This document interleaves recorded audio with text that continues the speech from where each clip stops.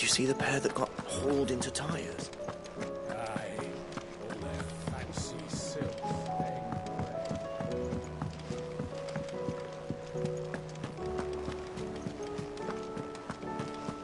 Did you see that? Tell me you saw that.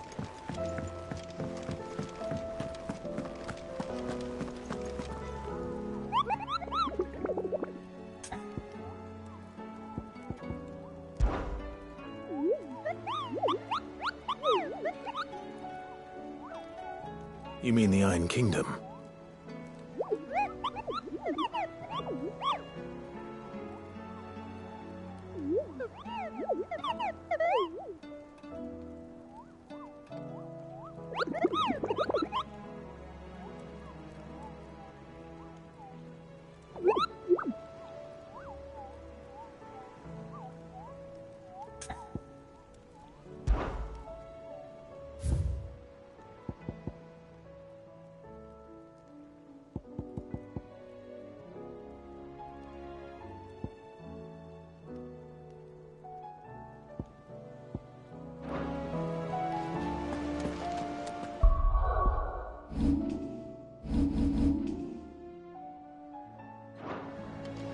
them skies, then. Otto, how fares the realm? The realm? Oh, she's just fine. As long as you look past the fat storms out mother crystals and her skies are a roiling cesspit. And Gav? He's with your uncle in the Free Cities, helping Mid with her project. Sent an owl their way the moment the winds turned foul. Still waiting on a reply, though. Do you have any good news? Well, that depends on your definition of good. All right, fine. What do you suggest we do? Oh, no, I'm just the messenger. I'll leave the scheming to those more suited to the task. Could be that Lady Vivian and Old Tomes have their own thoughts on the current state of things. Could be that they don't. It certainly can't hurt to ask. I suppose not.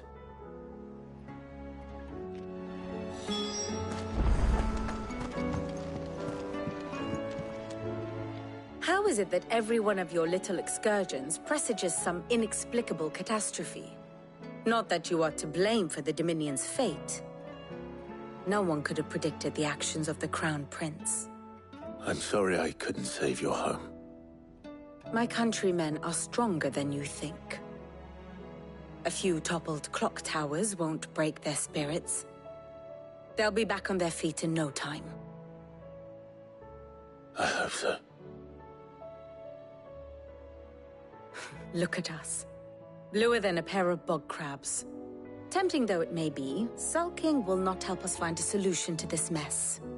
You believe there's one to be found? I don't know. But I am certain we're more likely to find it if we first examine the facts.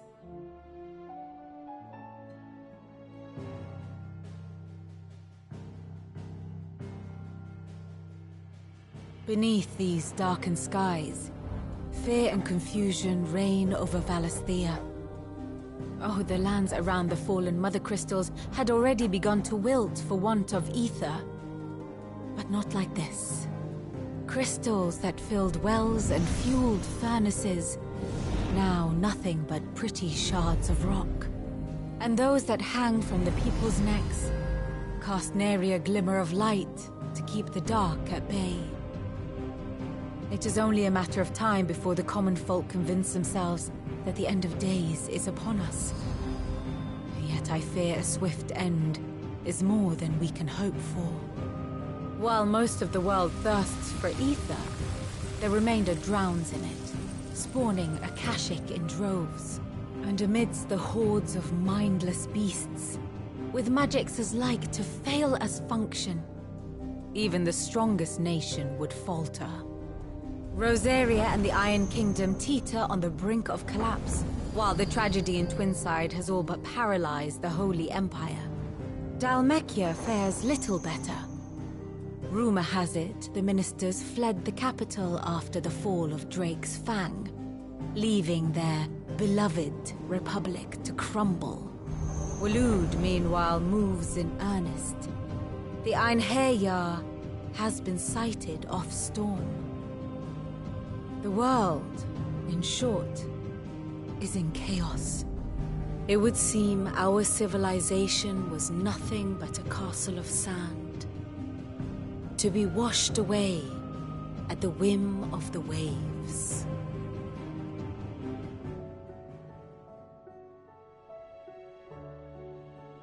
A castle of sand. Not my best flourish, but it seemed fitting. The reports I've received are considerably more blunt in their appraisal. Without the protection of their nations, it will fall to the people to defend themselves against those who would take what is theirs. Which is only ever going to end one way. Defending a farmhouse against a band of chocobo thieves is one thing, but pitchforks and palisades will do little to stall an army's advance. Should the King of Waloed deign to invade, there would be none to stop him. None but us.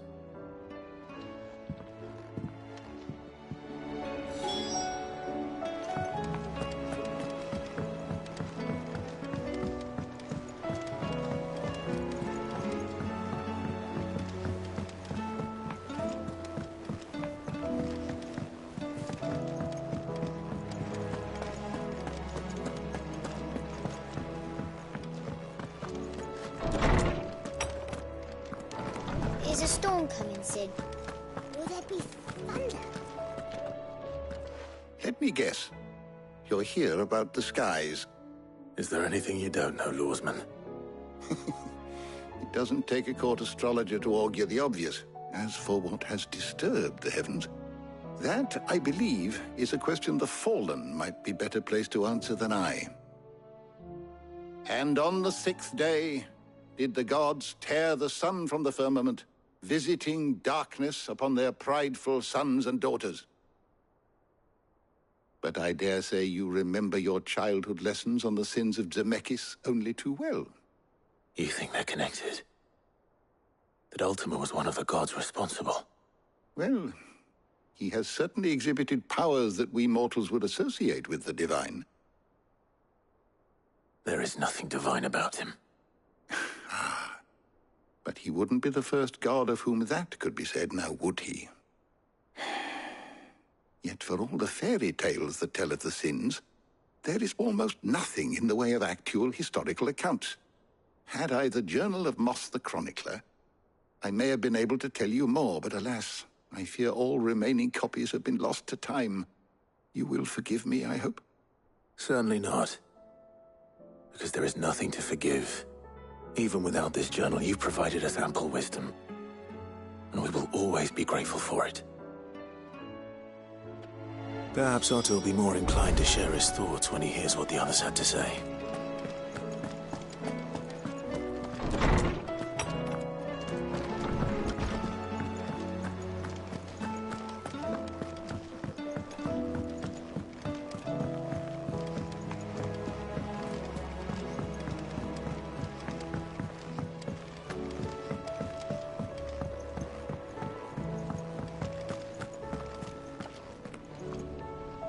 Clive, we have a problem.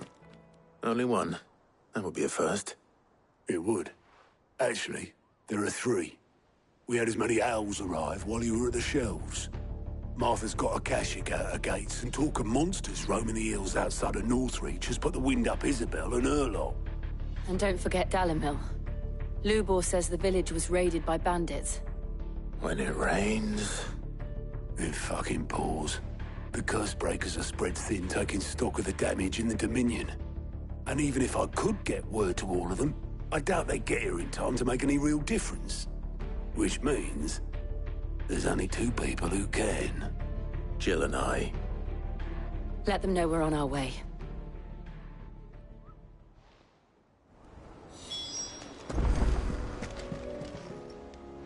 How are you doing? I don't mean to be gloomy.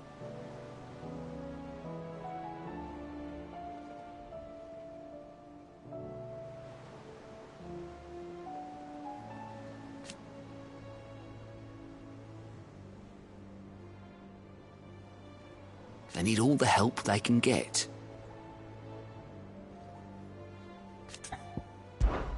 Anything catch your eye? Always something in there. Welcome to the Patron's Whisper. It's not true.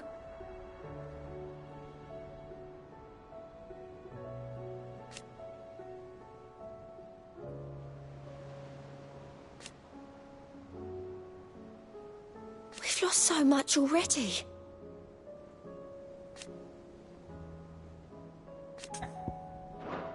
May the goddess go with you.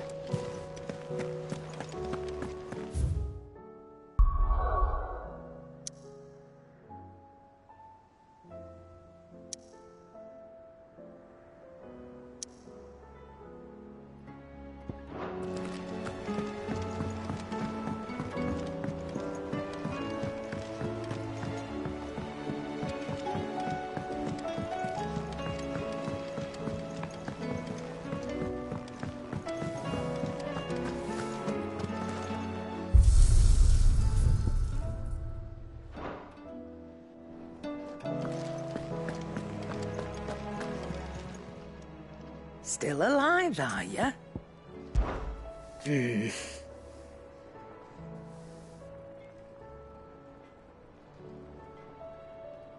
The whole realm's in chaos.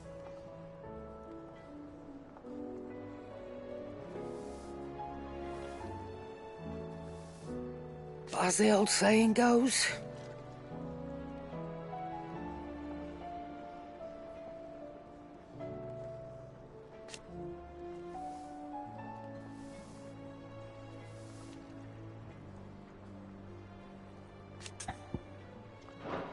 go on then. Do us proud. Aye, it's a dangerous world out there. Best stock.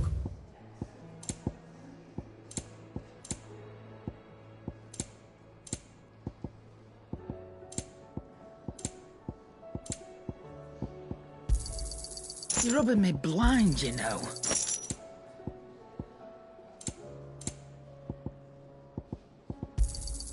You'll not find a better price than that. You're rubbing me blind, you know. Is that all?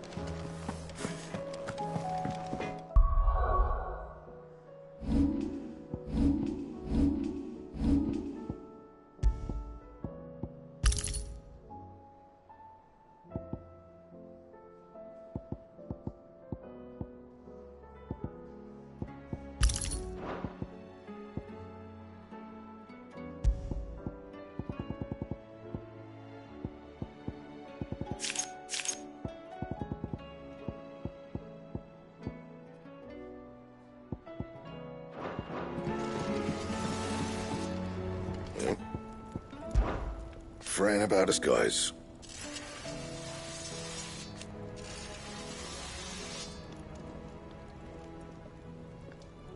Unless that is...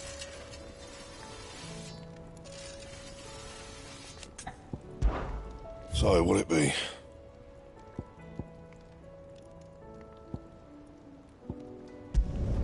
It'd last you a good while. Not bad, if I do say so myself. Yeah, that should do you. You can thank me later.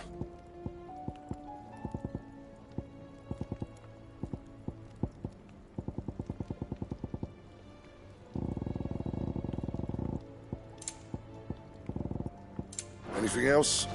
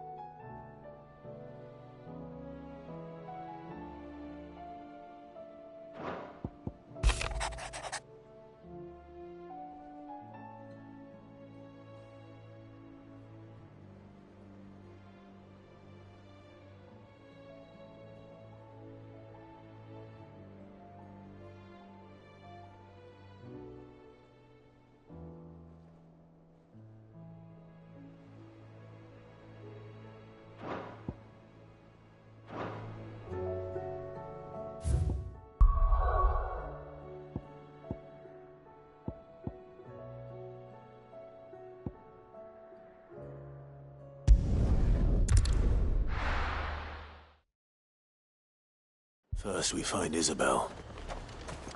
Heard a bloke saying he saw ghosts on the far I side saw of the it wall. with my own eyes. The whole of Oriflamme under a flood. Then we're next.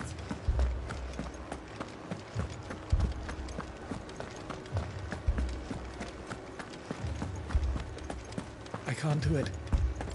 I can't. But you can.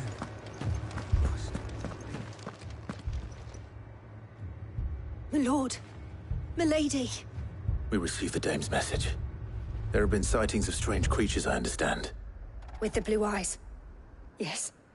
Like a Kashik, but different. They've taken so many. I've lost count. Akashic, but different. Ultimus thralls. And what of your mistress? Is she here? Oh, no. She went to the garrison to ask what they were planning on doing about all this. Then we'll look for her there.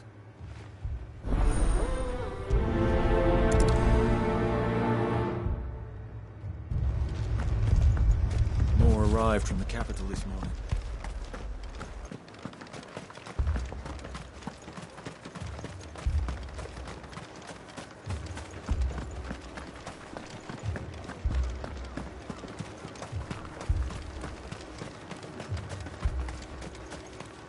Madame, please! Half the garrison's been slaughtered by those things. We lost the captain this very morning. We've tried requesting reinforcements, but there's been no word from the capital or the Dominion in days! What more would you have us do? I would have you do your duty. Those at the Vale look to me for protection. And protect them I shall. Because they are my charges, and that is my duty. In case you have forgotten, the people of this town are your charges. But more than that, they are your people. Your sisters, your brothers, your lovers. So you have a choice. Lay down your sword and watch as they are slaughtered, or take it up and do what is right. She speaks the truth, you know. This here, it's all we have. It's all that's left. What we have left is our lives! Do you really want us to lose them as well? Not if we don't have to. Look, there's a cask under the captain's bunk. Let's talk about this over a drink, eh? I'm listening. I'll have a word with him.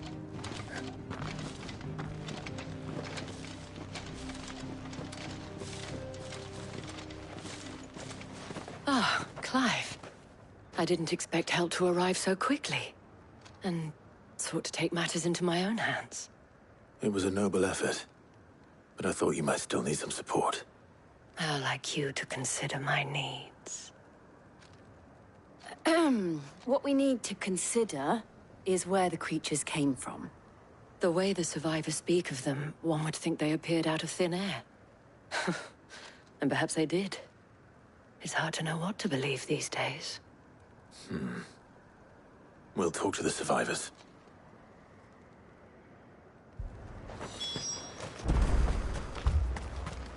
That thing... Did you see the creatures that attacked you? Creatures? Yeah, They came out of nowhere. They went for Joseph first, then me, and then they were just gone. Do you remember where you were? On the road from Oriflamme. We just passed Moor when... Where's my Joseph? It's all right. Just rest now.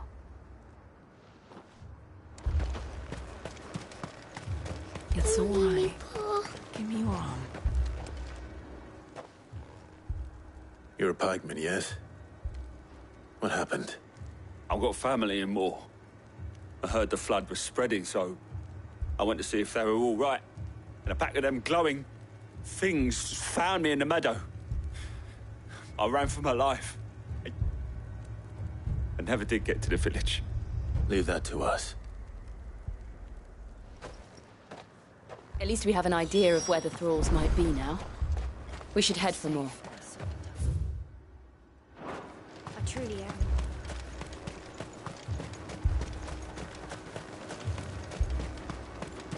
I assume you have a plan? Need to find out.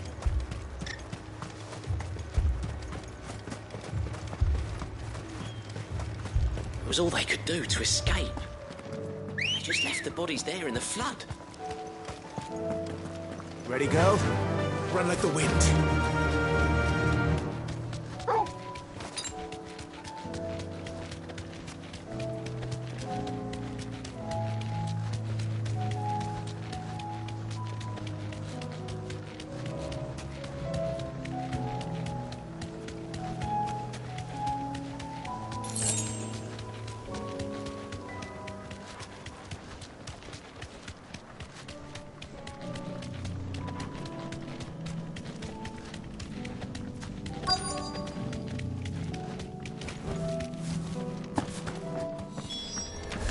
Clive, look!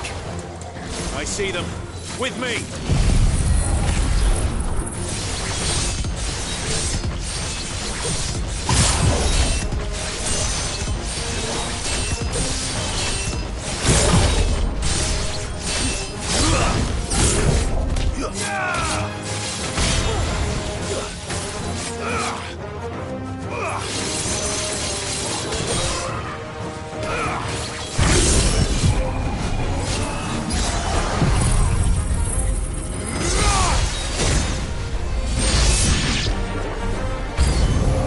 Should I prime? Save your strength.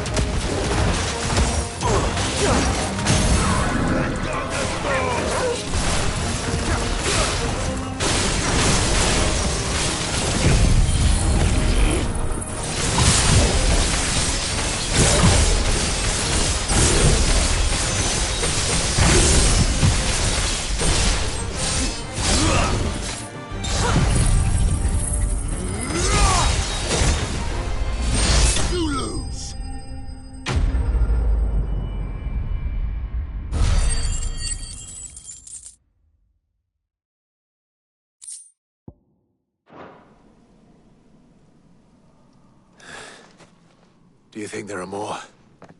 There are always more. But I'd say we've done what we can for the time being. Then we should let Isabel know.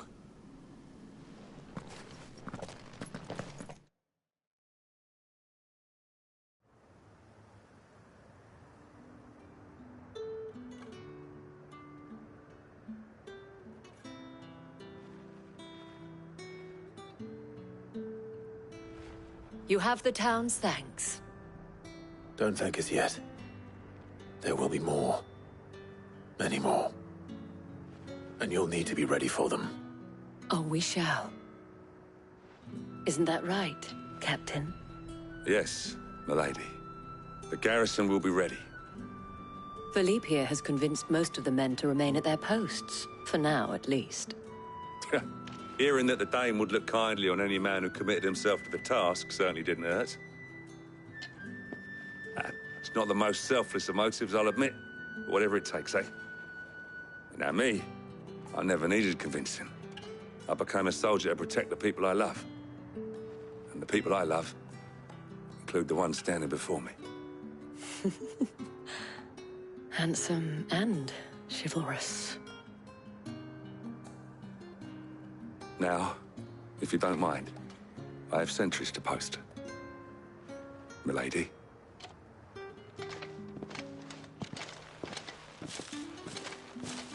Lest you wonder, I'm not foolish enough to believe that this has solved all of my problems. But it has solved one, and that's one fewer than I had this morning. Thank you again, Clive.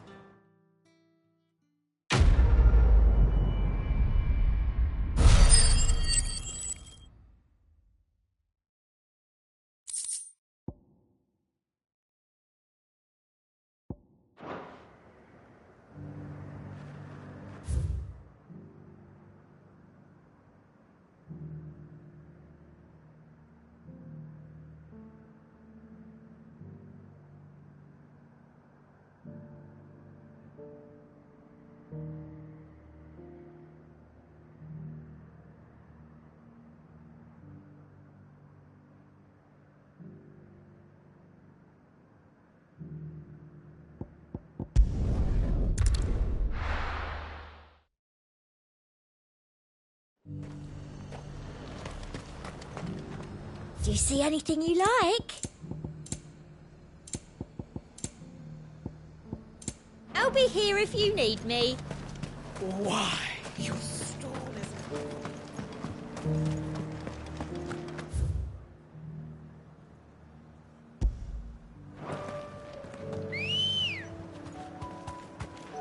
Ready, go? Run like the wind.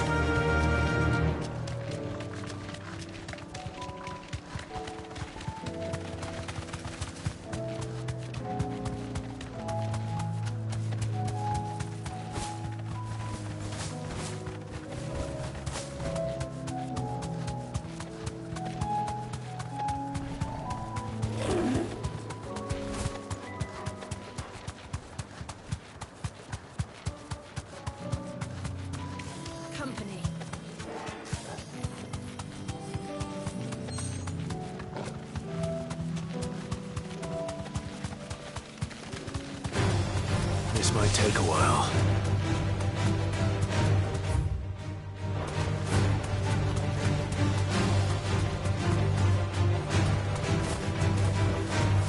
Thanks, Gal.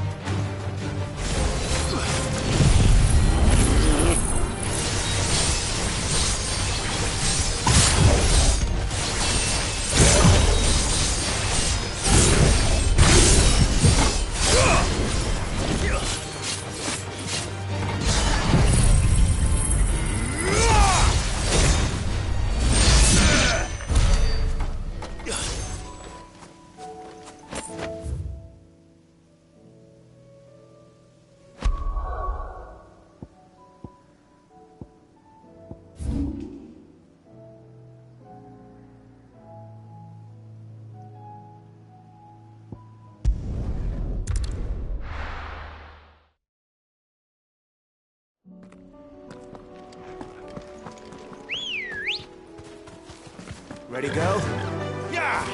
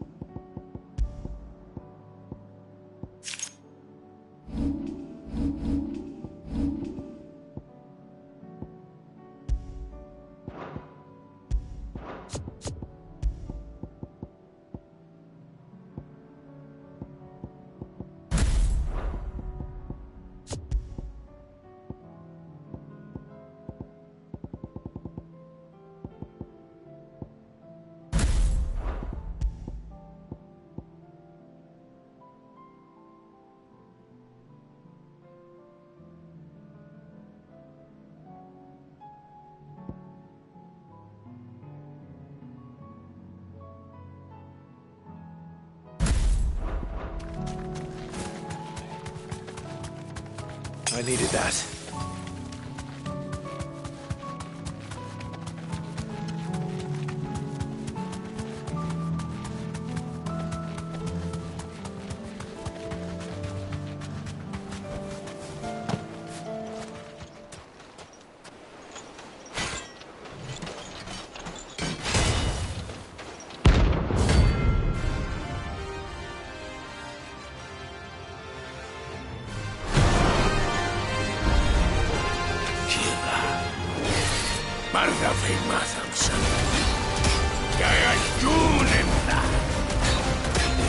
Dark casualty yet, but not for long.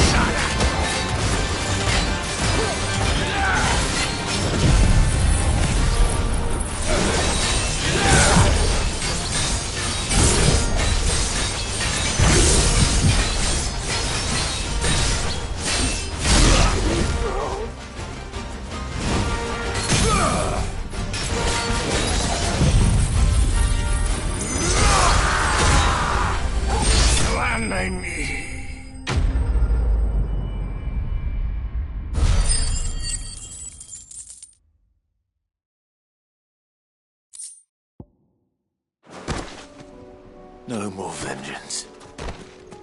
No more war.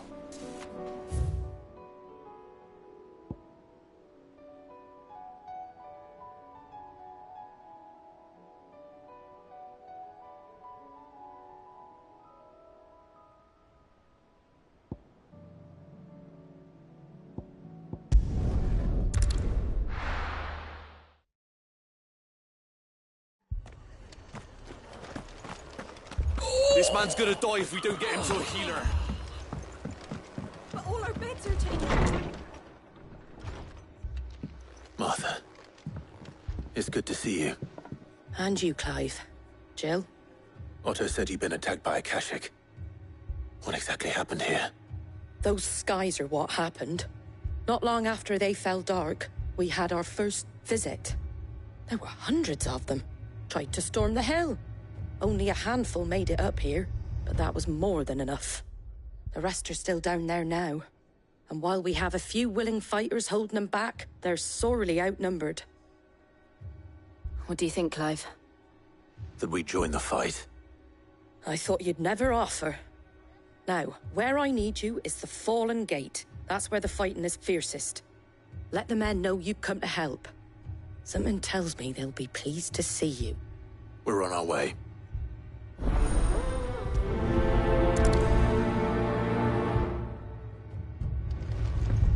Do you think there are as many as Martha says?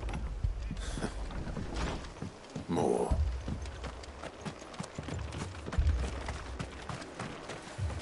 Anything catch your eye?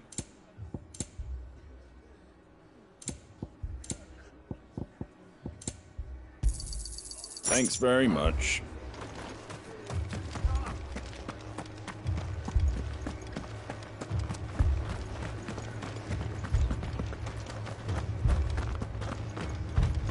You don't think they've abandoned us, do you? Them not. Not a chance.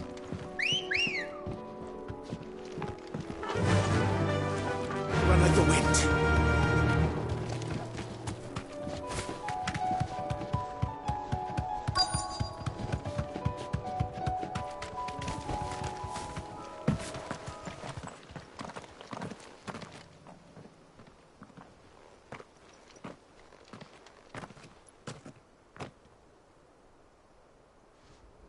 Clive, wounded.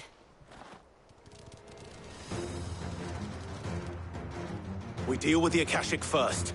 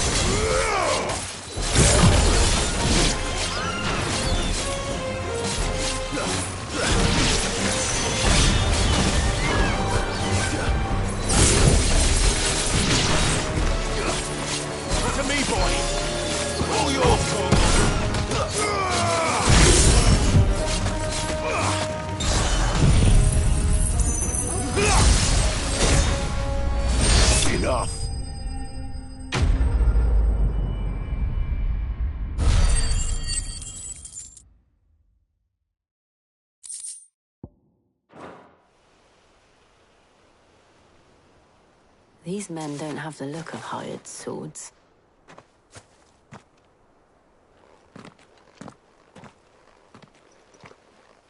If you've come to rob this place...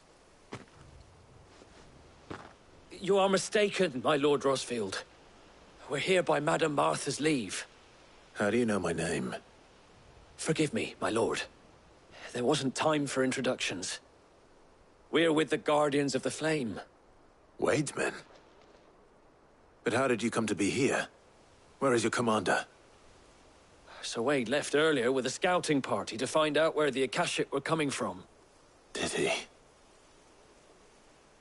Take your wounded back to the inn. Martha will see you're looked after. We'll join you anon.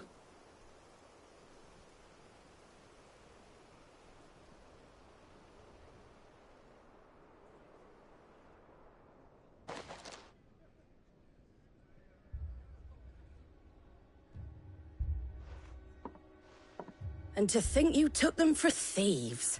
A fine reward for holding off the horde, that is. When did Wade and his men arrive? Not long after Rosalith fell. The Guardians asked me to shelter some of them that had lost their homes. They were making ready to leave just as the skies turned, and we agreed it was best we stuck together. Martha! Trouble! The scouting party's almost at the lift, but they got a pack of Akashic snapping at their heels! And they got wounded with them! They're not gonna make it! Damn it all. We'll worry about them, Martha. You look after everyone here. If any can still fight, send them to the lift. I will. You two be safe now.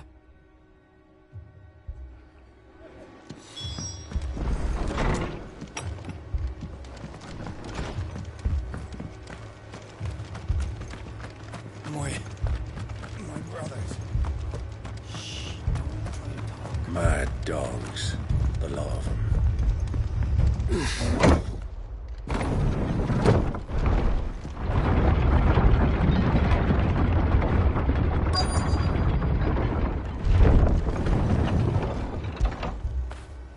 Get it, boy!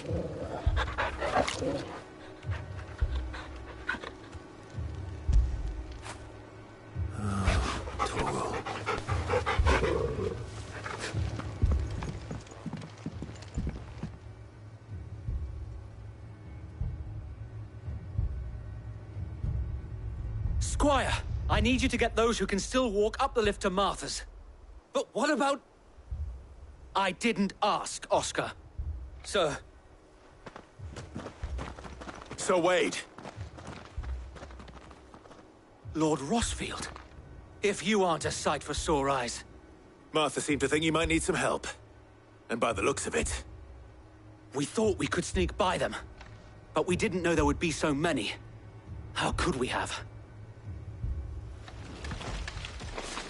Behind you!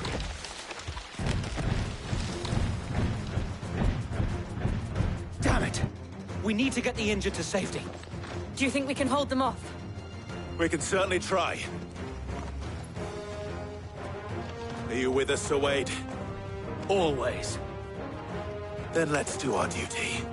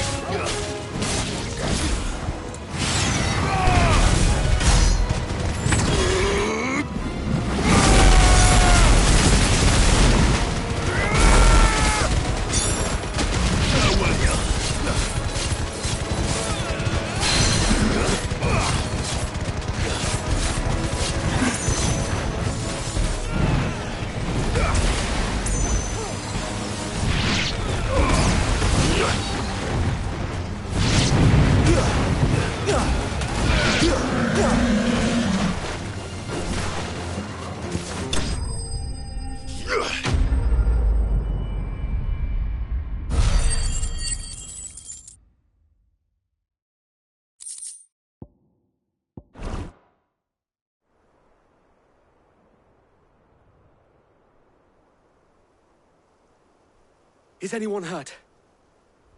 I don't think so.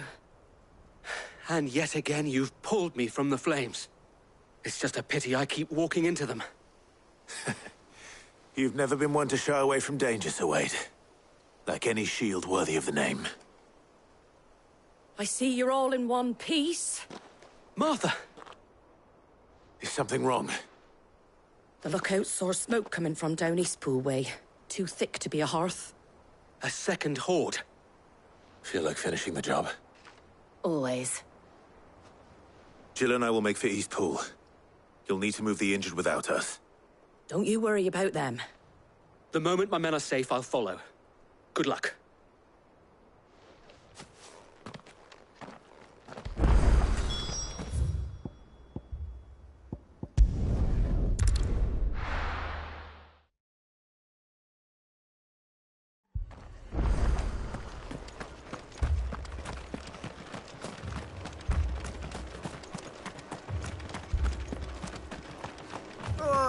Just patch me up as quick as you can and get me back out there.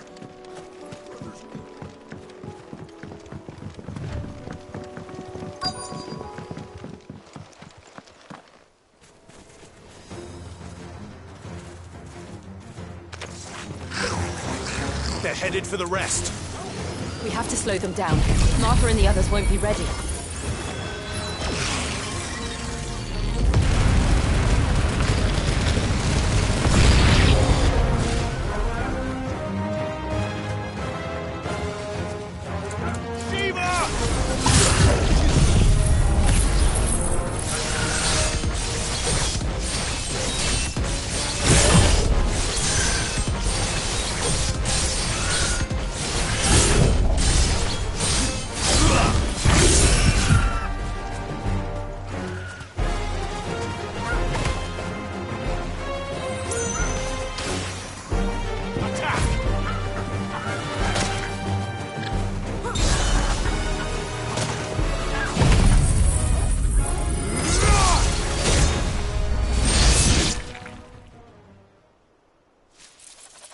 Something's coming. Apologies, my lord. Did I miss anything? Only the first round, Sir Wade. Shall we?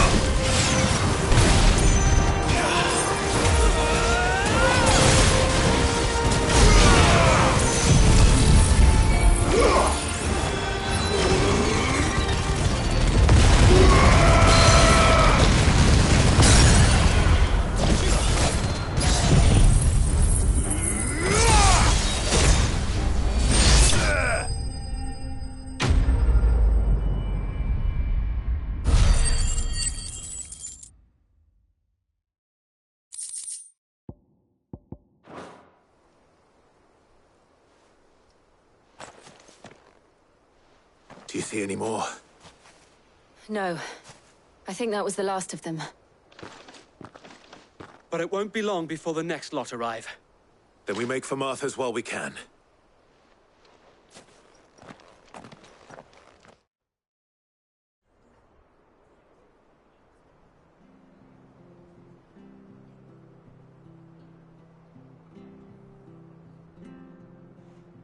What did you find out there? The same as Sir Wade. Scores of Akashic. Well, wherever they came from, they're gone now. Our lookouts say the lowlands are clear. Hopefully we'll have enough time to lick our wounds. How many of your men were injured? A damn sight less than if you hadn't turned up. Thank you. It was a hard-fought victory. But as long as the skies remain dark, I fear the Akashic's numbers are only going to rise. It's not a matter of if the Horde will be back, but when. And whether that's sooner or later, we'll need to be ready. The inn here affords a good view of the land, and is easily defendable. I'd like to make this one of our outposts. What do you say, Martha? You'd have more men to guard the rest. Well, when you put it like that, of course they can stay.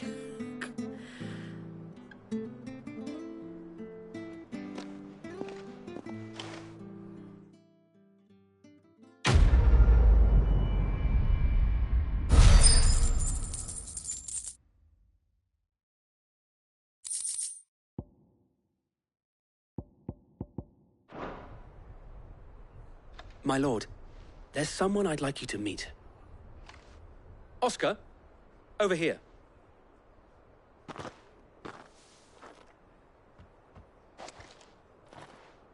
It is an honor to make your acquaintance, Lord Rossfield.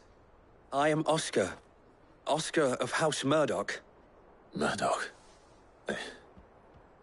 I wasn't aware the Lord Commander had children.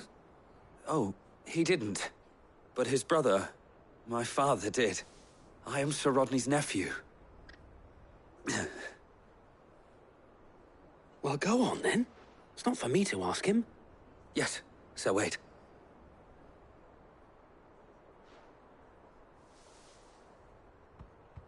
If it please you, my Lord Marquis, might you take me as your squire?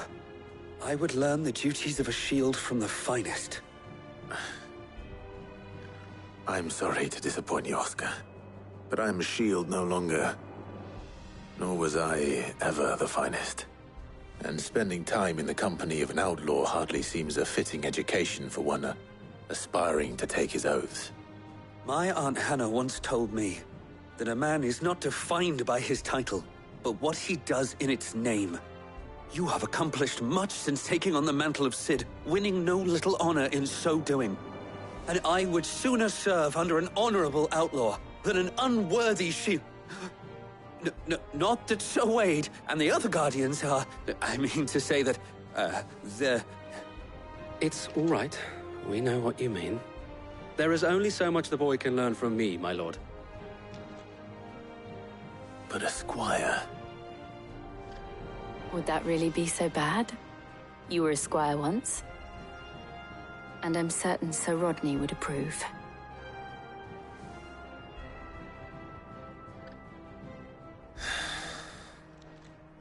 Know that I'll show you as much leniency as your uncle showed me. I would not have it any other way.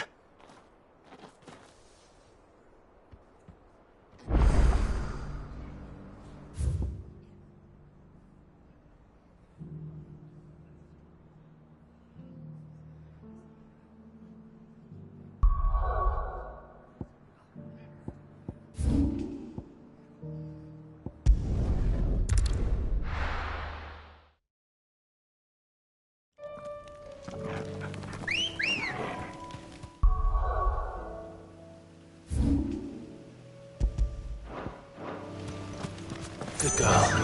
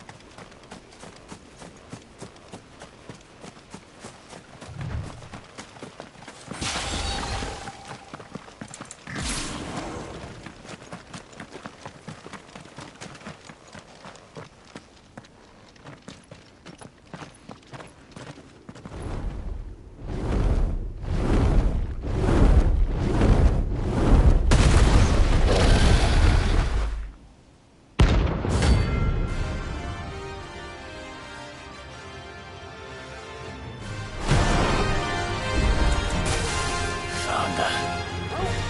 This beast isn't to be trifled with.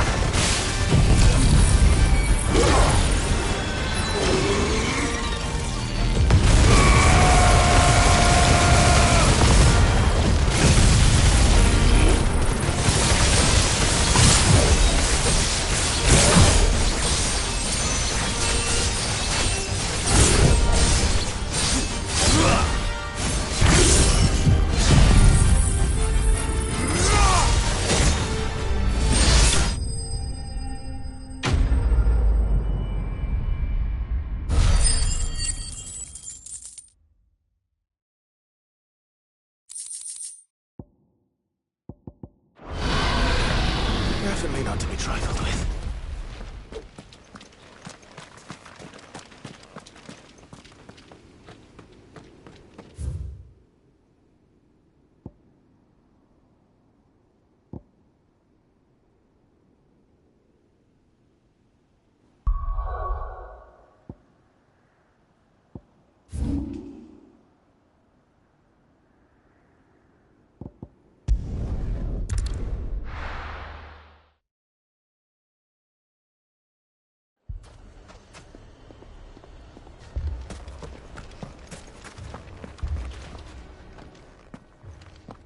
Sid, your new companion appears much more formidable than your uncle. Should I be worried? You haven't been introduced. Jill, Clive has told me much about you. All lies, I'm sure. Your Stolas said that Dalamil has a bandit problem. Indeed. Although, you're a little late. They left with our food and guild days ago. Any idea where they went? The desert's a big place. Your guess is as good as mine. But the fact is, I have more immediate concerns. What did you say to me? What did you say? As if by magic. Let's just say we've yet to reach a consensus about how to solve Dalamil's little problem. And at this rate, it won't be the actions of the bandits which prove to be our undoing. It will be our own. I've tried reasoning with the dissenting parties, but even the Desert Hare has limits. Perhaps we could talk to them. What makes you think they'll listen to us? What makes you think they won't? She makes a fair point, Sid. And you won't have wasted much of your precious time if you fail. They're just across the courtyard.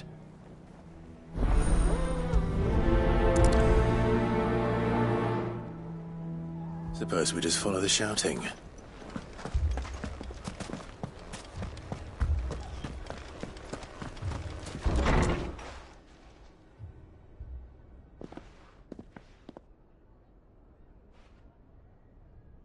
You wouldn't talk like that if it had been your men whose throats were slit. Blood for blood, it's the only way. We hire mercenaries and have them mount the bandits' heads on our walls as a lesson to the rest. And what happens when those mercenaries are slaughtered like your men? Are you going to hire more? We're better off using that coin to buy food and supplies. If we hire mercenaries, the only thing we're buying is the bandits' ire. And you cannot fill empty bellies with that. Do you hear me? But what happens when they come back? Maybe it'll be your throat that's slit. That's enough. Both of you. Any more of this and I'll throw you out myself. Come back when you're ready to talk like adults.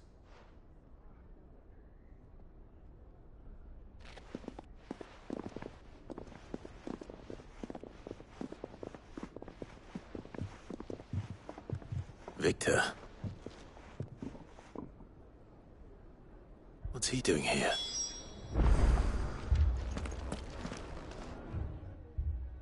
Sid. And Lady Jill. What brings you here? I was about to ask you the same thing. Costness is in chaos, and the markets have all but ceased to operate.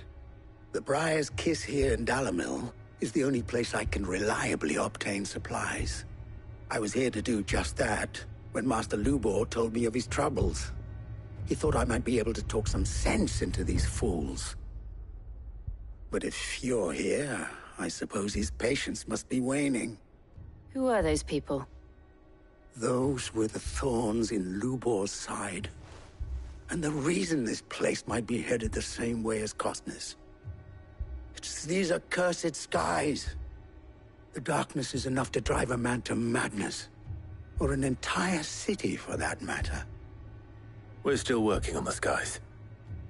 But in the meantime, perhaps we can find a solution to Dalamil's problems. I hope so. For all our sakes.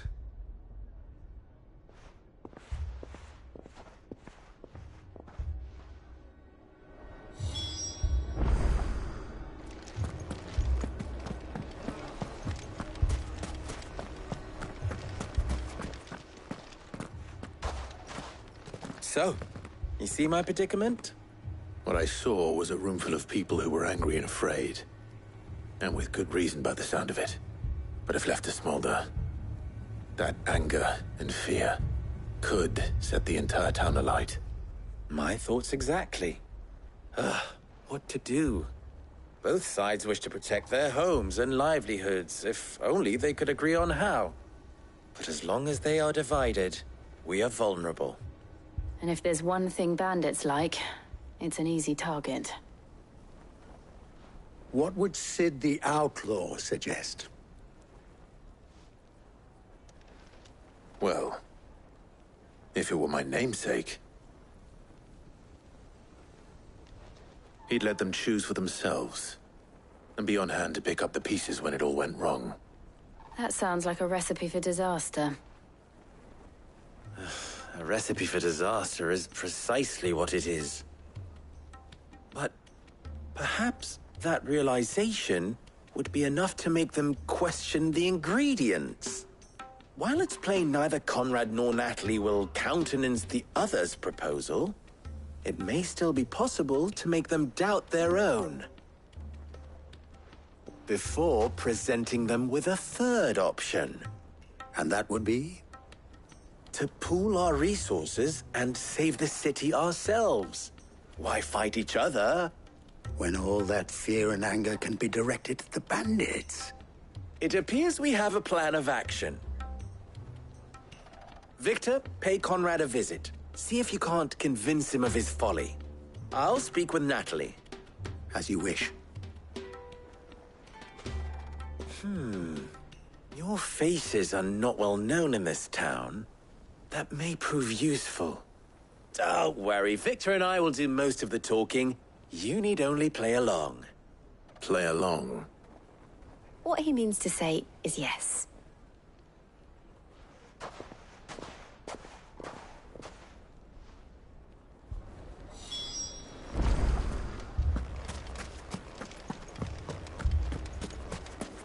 Picture it, Conrad.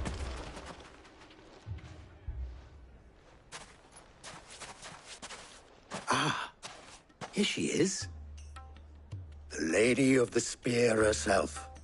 Conrad, may I introduce you to Jane, commander of the Red Wings, the oldest mercenary guild in the Free Cities. A pleasure, my lady. The pleasure is all mine. As I told you, I summoned the commander here from Canver to inquire about a contract. Victor says you told him no. That there aren't any men left to hire. Is that true? True as the crystals cracked. Nobles came and claimed every last one worth his salt. And not just from us Red Wings. You know of the 7 high houses. There must be 200 swords assigned each one. Granted, we have a few boys left. If it's boys you're looking for. Well, Conrad, are you saying that Dalamil's finest cannot defend this town better than a gaggle of unblooded striplings? That a band of beardless youths could better avenge the deaths of your brave men than you yourselves? Absolutely not. We'll show those bastards who they're dealing with.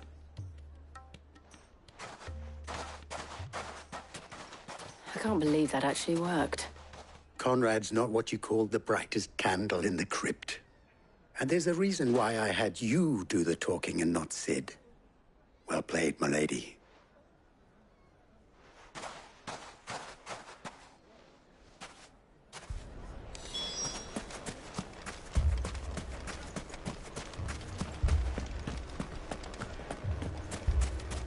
My shop.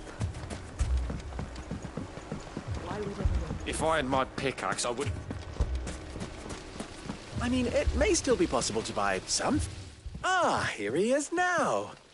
Natalie, allow me to introduce Lord Underhill of Randalar's prestigious League of Merchants. Lord Underhill. At your service. Underhill?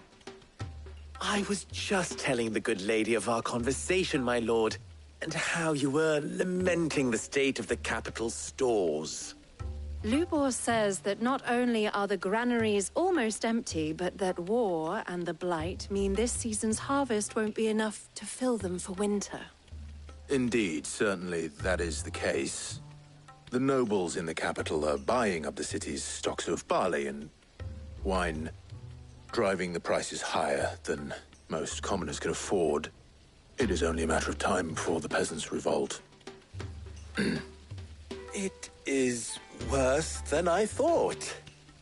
If what Lord Underhill says is true, I fear we have little hope of supplementing our stores, meager though they regrettably are.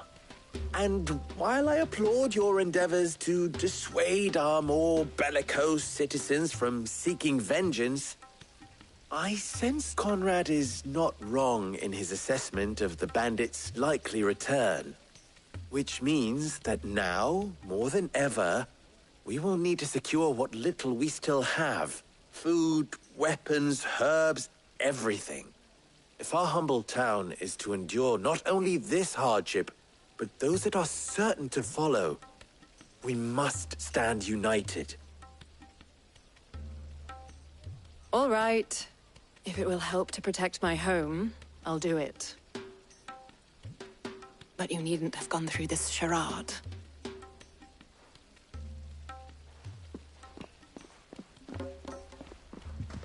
Thank you, Clive. Your performance was nothing if not workmanlike. She saw right through it.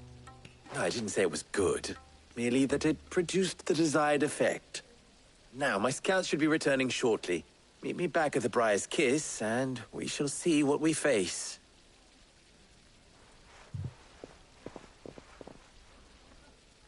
I'm not convinced our roles in this ruse were entirely necessary. It appears I have no choice but to do I don't know. Conrad seemed quite taken with you. Mummy, I'm scared. Oh, I'm ruined.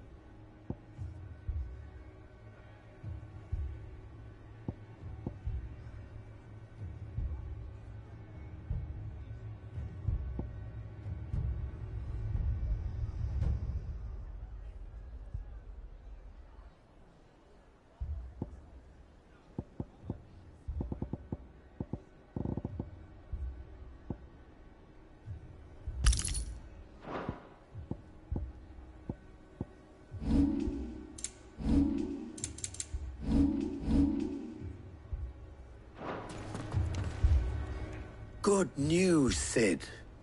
Both Conrad and Natalie have somewhat gracefully accepted their new roles.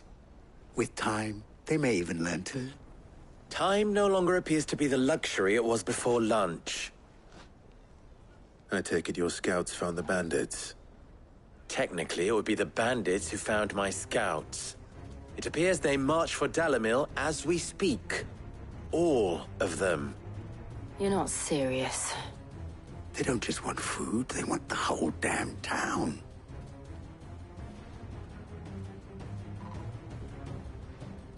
I have a favor to ask. I'm told the bandits march in two groups, one from the south and one from the desert, in a move doubtless intended to stretch our already gossamer-thin defenses. Very well. Jill and I will meet those from the desert. But what of the rest? The rest, my friend, the city shall fight. Together. The stakes, I concede, are high.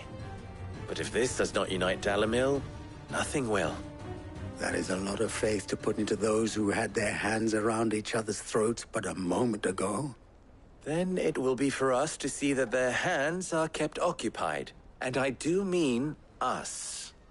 I thought you might say that. We'll hold them off for as long as we can. And we will do the same.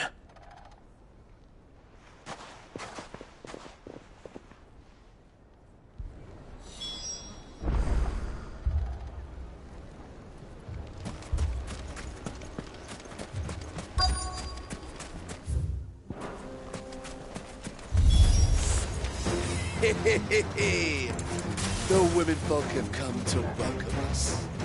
I'll take that one. He's all yours.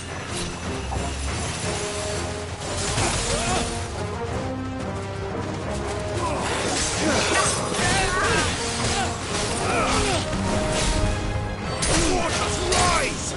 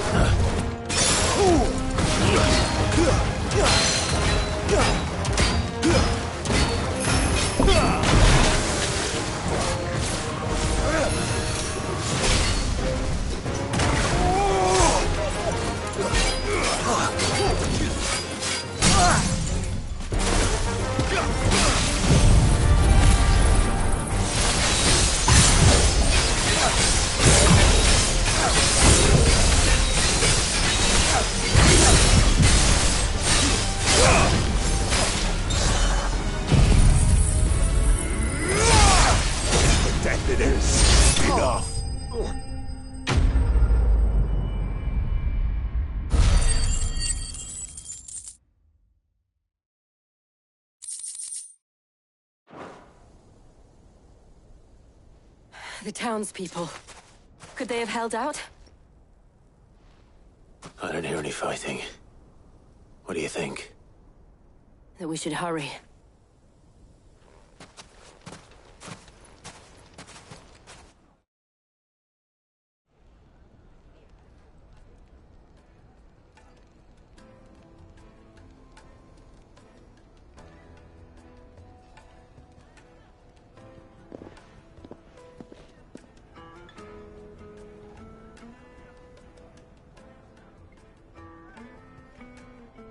Natalie, I owe you an apology. You did well out there. The inn would have been lost had you not held the line. Without you, there would have been no line to hold. You saved us, Conrad. You saved Dalimil. We all saved Dalimil.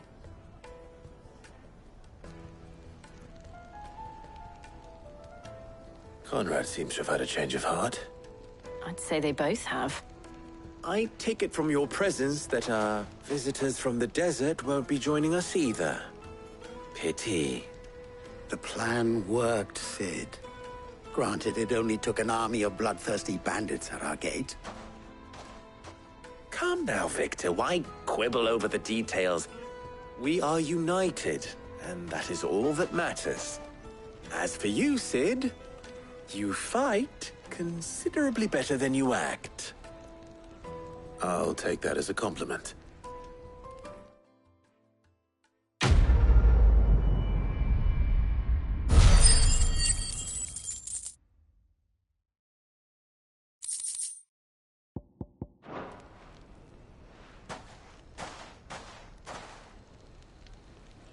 Our friends seem to have things under control.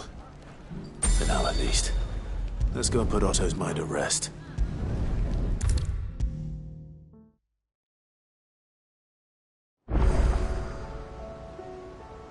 Was wondering when you turn up. Had owls from all our friends thanking you for your timely intervention. How is it you always manage to arrive at just the right moment? Luck, I suppose. Any word on the rest of the realm? Let's see. Storm's still crying out for mother crystals. The nations are still in chaos. And the skies are still the color of a kick in the kidneys 2 days on. So... Right. Clive, we knew this was going to happen. Well, not the bleeding skies part, but you take my point. Now's not the time to second-guess yourself. Now's the time to visit the infirmary. Talia says your brother's awake. Thank you, Otto.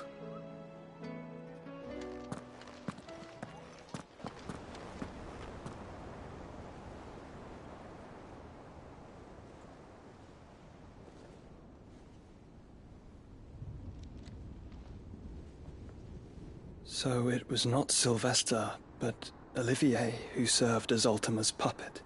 And when Dion learned of this, he sought to slay the fiend.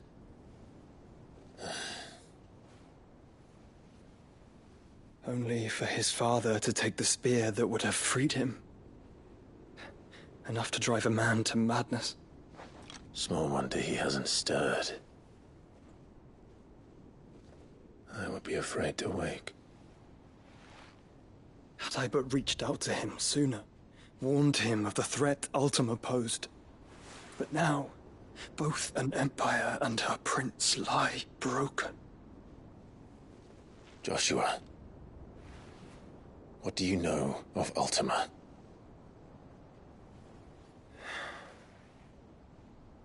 Very little, I'm afraid. Despite my best efforts. 18 years ago, as I lay buried beneath the rubble of Phoenix Gate, 'twas not death who came for me, but another. And it was while in my rescuer's care, I first heard of Ultima. I've been chasing his shadow ever since. Ultima is driven by some deep, dark purpose, and for whatever reason, it would seem you are crucial to his designs. He will stop at nothing to have you, even if that means toppling an empire. But why me? What possible use could I be to such a creature? That is one of many answers that have eluded me. Yet, I am certain of this. It is not mere chance. You were chosen for a reason. All dominants carry within them the might of an icon. Nigh limitless power that is at once acutely limited. I wield fire, and only fire. And I only ice. 8 wardens for 8 elements. But you, Clive. You are different. You're special. Your abilities begin with the flames of Ifrit. But they do not end there. The fact Ifrit can even exist goes against everything we thought we knew of dominance. Perhaps Ultima has been waiting for one such as you, whose potential is truly limitless. I've encountered that thing several times now. If it or he, as you say, needs me, why hasn't he claimed me as he did the boy? Were I to hazard a guess, I'd say the two of you are somehow incompatible. His mind not properly attuned to your body. His mind? Mind, awareness, spirit, call it what you wish. But I believe Ultima to be an embodiment of the concept. This is why I struggle and fail to contain him here inside me. I'm sorry. Inside you? With every setting sun, I feel my strength wane. And though the Phoenix's flames mend the prison I have made for Ultima, they do so at a cost. We must find a means to bring an end to him before I meet my own. What were you thinking? It was that or let him take Clive.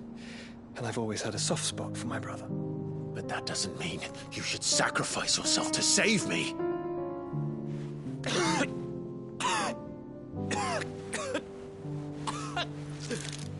Joshua!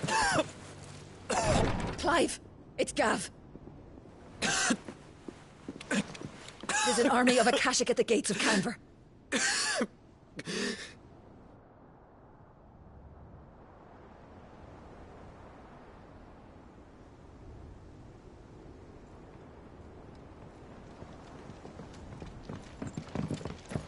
Well, what's the short of it?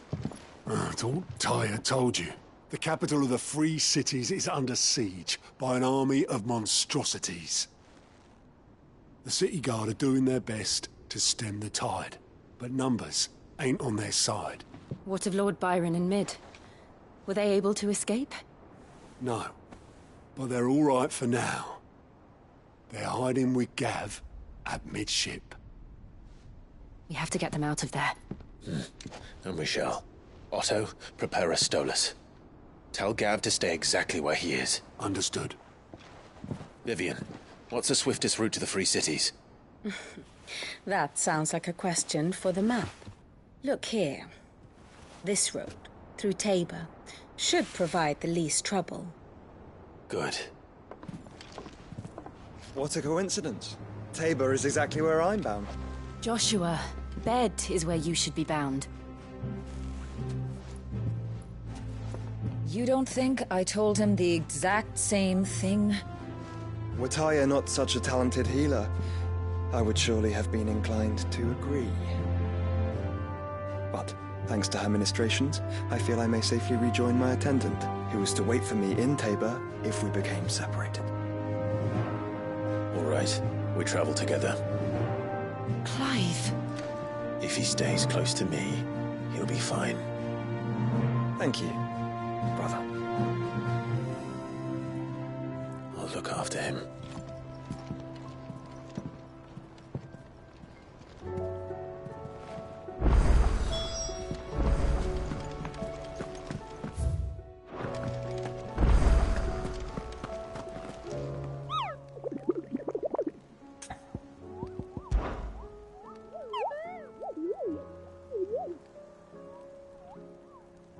What did you find down there?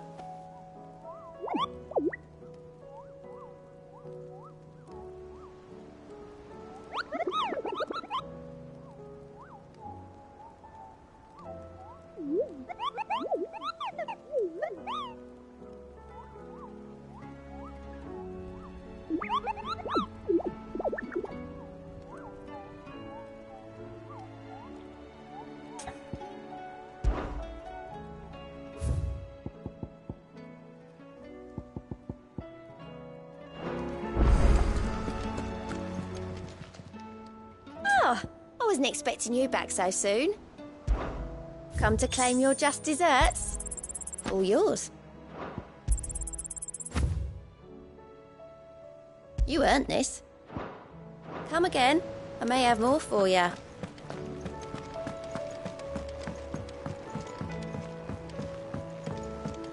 Did you see that? Tell me you saw that.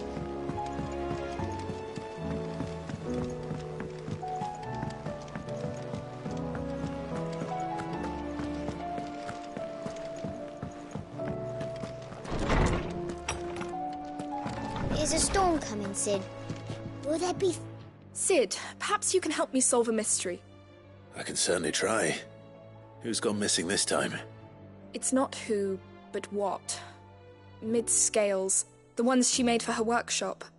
I borrowed them to teach the little ones about weight, and shortly after the lesson, well, they vanished. My first thought was that they'd taken them off somewhere to play, but when I asked, they swore they had nothing to do with their having disappeared. Which almost certainly means they had everything to do with it. Perhaps a visit from Sid will jog their memories.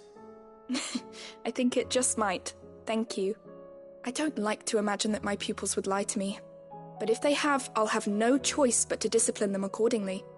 They were in the atrium when I last saw them. As always.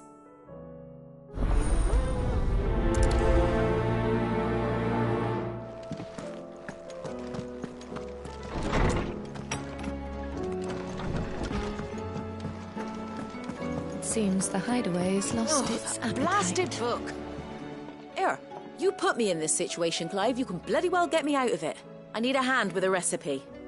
Are you sure it's me you're looking for? I'm not much of a cook. I'm all the cook will be needing, thank you very much.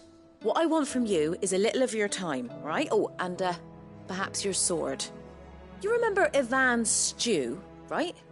Well, despite the look of the thing, and that awful stench, people wolf it down. So I thought I'd try making one of these supposed masterpieces myself. Had a peek at the book and gave it a go, but, well... It wasn't as straightforward as you'd hoped. Ivan had the same problem. Yeah, but this is my blimmin' kitchen, and I will not be outdone. So if you don't want to be seen as playing favourites, I suggest you lend me a hand. I've never been one to play favourites, Molly. And I would be only too happy to lend you a hand. So, what's on the menu this time? A fried mortress of skyworm. That's one heck of a name, innit? Recipe seemed easy enough to an old hand like myself. Thought I'd followed it to a T. Only, turns out skyworm livers and drake's mint are not what I thought they were. At least I hope they're not, given the rancid mess they made. Ivan said the recipes in the culinary pilgrimage date back centuries. Who's to say the ingredients even exist anymore? Well, that's a question for a scholar, wouldn't you say? Perhaps you know of one? Kindly old fella who haunts the shelves, maybe? Fine. I'll go and speak to Harpocrates. Perhaps he'll know something. And if he does, I'll see if I can find your ingredients for you. You do that. Lest we forget, you've got a reputation to uphold.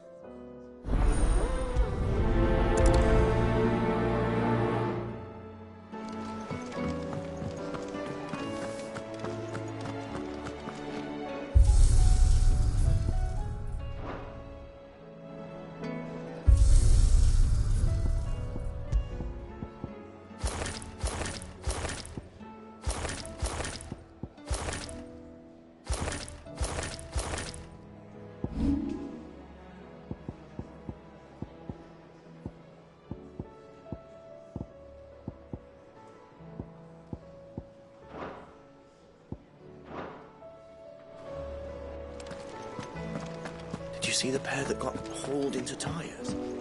Aye.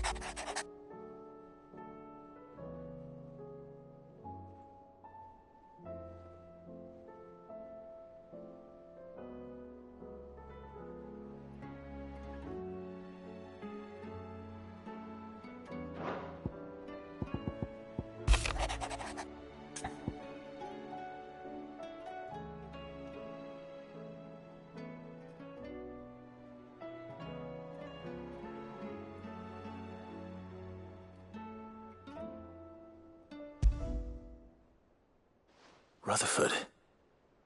Wasn't that the name of my uncle's manservant? Where would he be at Martha's Rest?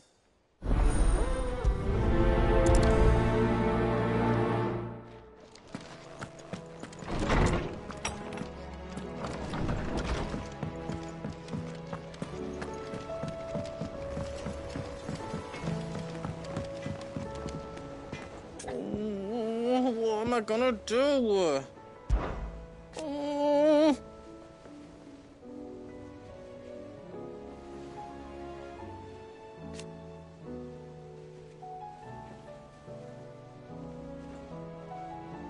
But no more.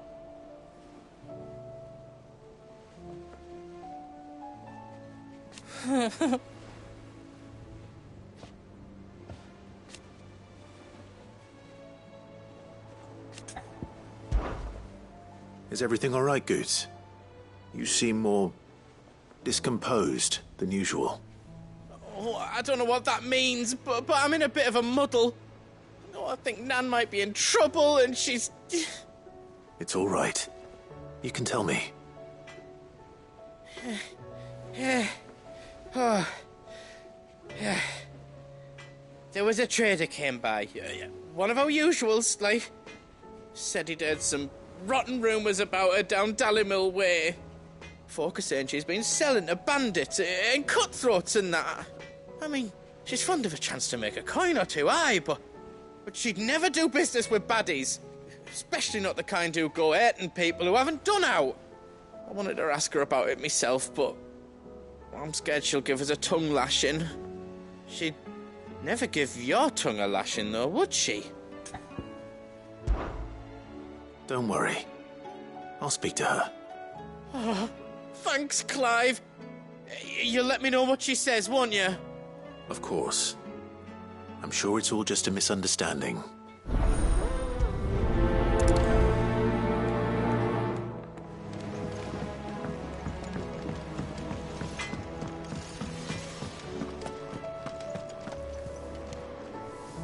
Lady Karen. How's business? Not nearly as foul as the weather. You're doing good trade, then? Both in and out of the hideaway? Can't complain. Wait.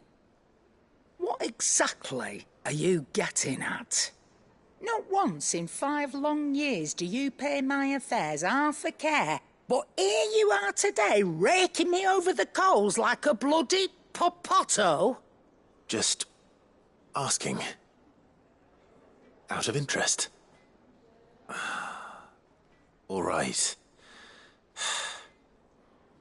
I'm here because I was told that certain rumors have been circulating. About you selling weapons to brigands. Oh, are you? And who was it who knows me so well as to tell tales of my evil exploits? I didn't exactly hear firsthand. All I know is that someone in Dalimil has been spreading word to that effect. And what? You believe it? You think I'm profiting off the blood of innocents, do you? Look, I've done things I'm not proud of. Might be there were a time when I turned a blind eye to the wretchedness of the world so I could line my pocket. But that woman is no more. And you'd know that if you'd ever paid the slightest bit of notice. You're right, Lady Karen. I apologize. It was wrong of me to doubt you. Aye, it was. Now, I reckon you've got better things to do than pointing your do-gooding finger at a poor old woman. Of course. Good day.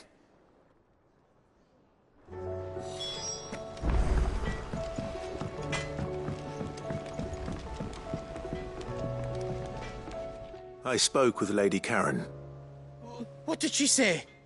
That the rumors were unfounded, and that I was a fool for thinking they might hold any truth, along with some other things that made her feelings clear. And while it sounds like she may have done things she regretted in her past, She says those days are behind her. Oh, well, that's good. I knew Nan wasn't caught up in out bad. But why would people say she was? What did she ever do to them? It's not right. No, it's not. But people do things for all sorts of reasons. Perhaps we'll never know. Well, I'm going to find out. That trader, he said they were all talking about her in Dalimil. So that's where I'm going. I'll find someone who'll tell me, you'll see. Are you sure that's wise? Whoever's spreading these rumors means Karen ill. Oh, right.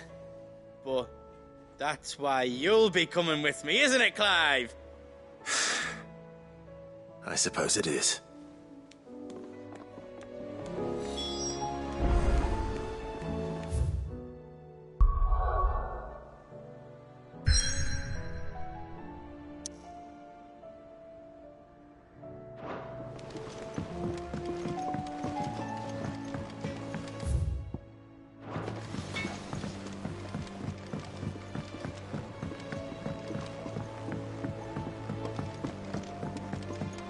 I heard the Emperor was impaled on his own son's spear.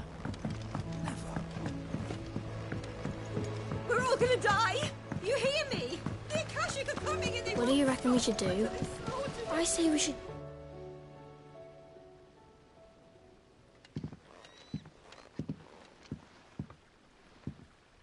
Sid! Hard at your studies, I see. And what is that? It's not a set of scales, is it? No. Of course it isn't. Well, not anymore, it's not. Oh! And just how long hasn't it been one? We're sorry. But we didn't break them. We dismembered them. Just like Miss Mididol showed us. Miss Mididol? And why would she have you dismembering her creations? Because that's the only way to become a ninja-near. Miss Mididol said, the best way to see how something worked is to take it apart and put it back together again. Well, then your work is already half done.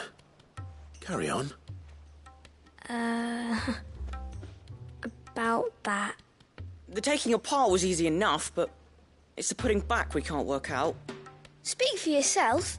The heavy thing goes at the bottom. Then...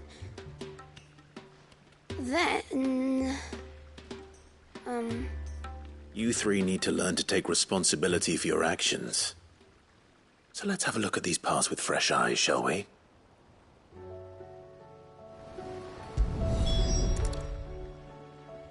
All right. Everything here was once part of Miss Mididol's scales.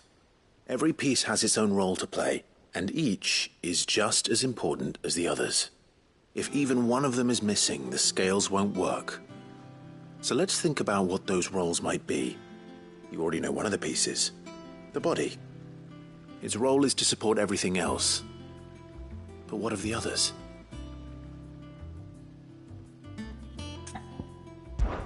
This is called the arm. Why do you suppose that is? It doesn't look much like an arm. You're right. It looks more like a wing. Like a chocobo wing! You've ridden a chocobo before, haven't you, Sid? Will you teach me to ride one day? I'll think about it. Now, what do arms do? Hold things. So wait, maybe this arm holds things too? Good thinking. You're on the right track.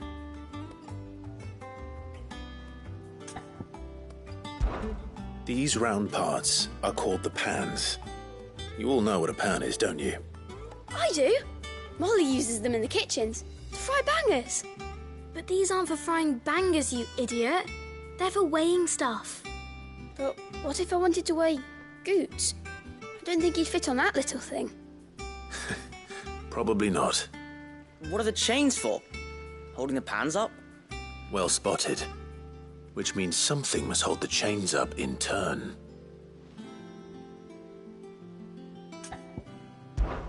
This tiny piece is what's called a cogwheel, or gear. Have you ever seen one before? I have. Miss Mididol's dungeon is full of them. Most are on the floor.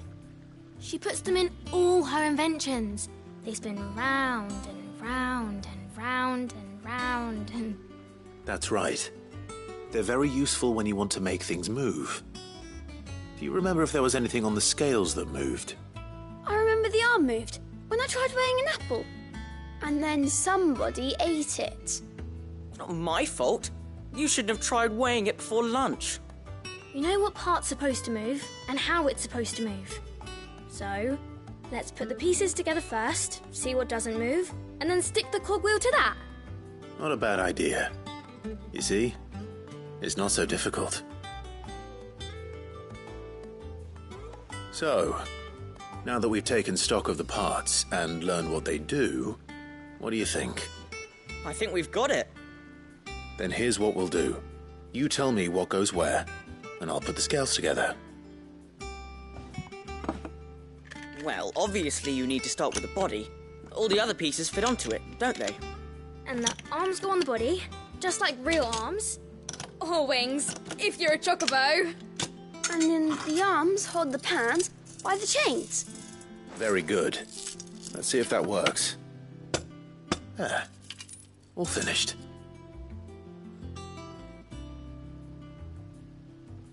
Yes! We did it! Well, with Sid's help. Oh, I just put the pieces together. It was you three engineers who showed me how. That's right. We're Miss Mididol's hairs. Her hairs? Yeah, hairs for the future. She's showing us her secrets now, so we can help out the hideaway when we're older. What do you think, Sid? Are we almost ready? With a little more help from Miss Mididol and Miss Shirley, I'd say it won't be long at all. You hear that? It won't be long. Until then, though, do try to be honest with Miss Shirley.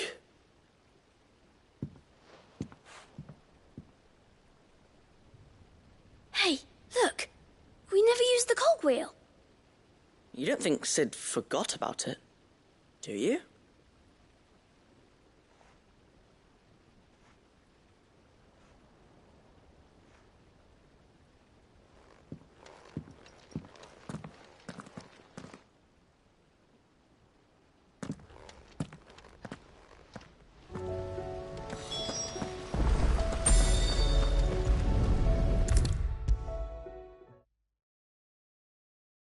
Is a storm coming, Sid? Will there be... Well, did you solve the mystery? It was as you thought. The children had the scales, or the parts of them at least. They dismantled them to see how they worked. Oh, no, Mid will have my head.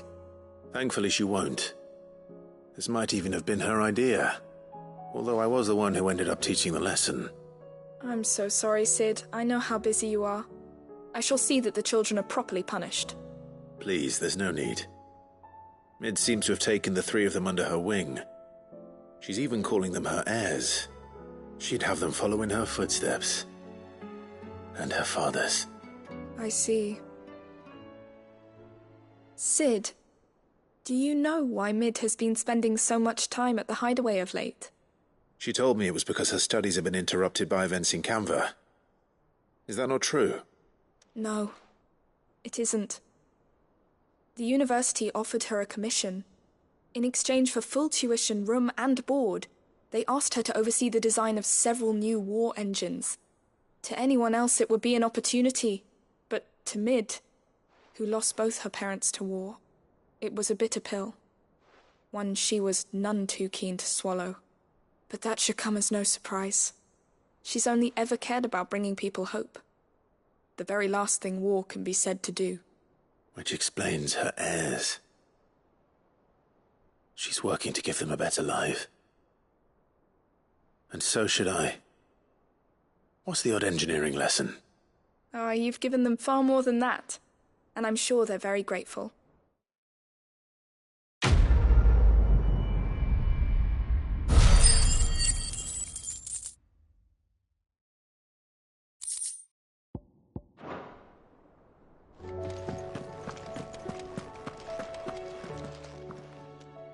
Lawsman Harpocrates. I've come to pick your brain if you don't mind. It's about the book you lent Ivan. Ah, Valisthea, a culinary pilgrimage, a classic. One of my favorites, in fact. The young man did a wonderful job with the Chance's stew. I do hope we shall be able to sample more such marvels in due course. That's actually why I'm here. I don't suppose you know where I might find skyworm livers and drake's mint. Ah, so the fabled Saint-Brecois delicacy is next on the menu. Delightful. The descriptions of fried mortress never fail to make my mouth water. Now, skyworm is a somewhat antiquated name for the wyvern, their ground livers being the paste from which the mortress is made. Dragon livers. How very Saint-Brecois. One would have thought the disciples of Bahamut would have a touch more reverence for their icon's brethren, but apparently not. I believe the specific dragon the recipe demands is the blueback wyvern, said to be the very colour of the sea beside which it resides. So we know where to look for our liver. But what about the drake's mint?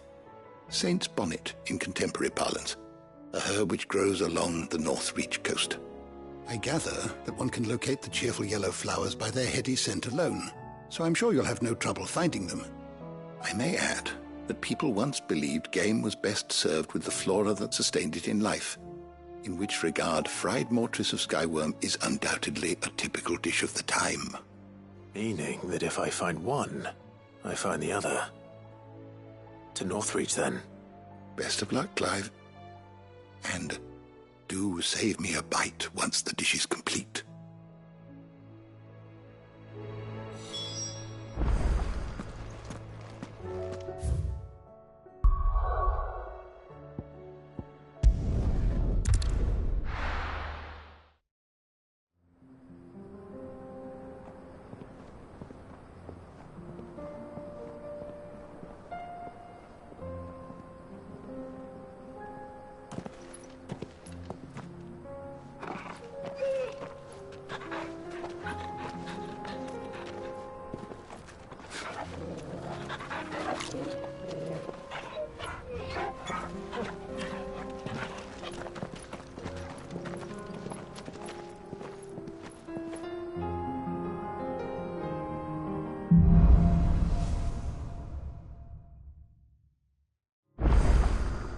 It's like a dream.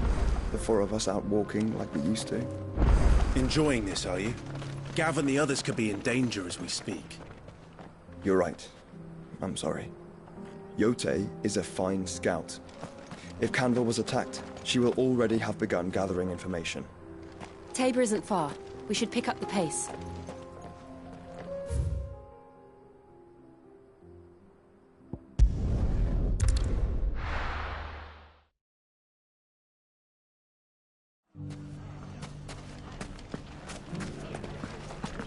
The bandits may be noble, but look what they've left us with. We've a hard time. It shouldn't be too hard to find goods. Are the bad men going to come back? The gentlemen of the town guard are a strapping bunch.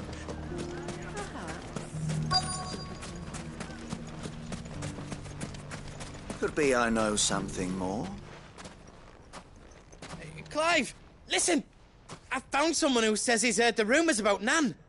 Have you? Go on. Tell him what you told me. All right. It's like I said. A wizened old crone by the name of Karen's been selling steel to whoever'll pay her price, be they knight or knave. Says the more swords and spears she puts in people's hands, the more war they'll wage. And the more war being waged, the more call for swords and spears. And who will they all turn to keep them in steel? Why, the good Reaper herself. And you've seen this Reaper at work? Aye, it just so happens I have. You'll find her right here plying her trade most days. Here in Dalimil? Where exactly? She has a stall here in the market, but if you're not the patient type, you can probably find her at her storehouse on the edge of town. But it'd be a bolder man than me that braved that particular nest of vipers. Feeling bold, traveler? I hope so, for your sake. Now, if that's all, I have places to be. Sorry to have kept you.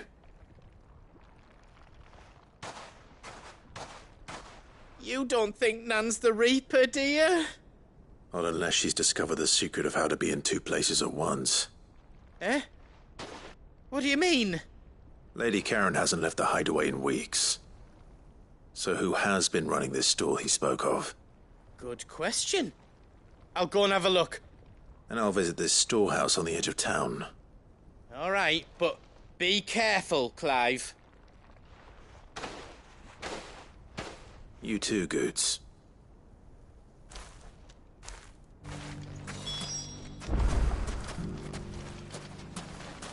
The finest sell swords in store.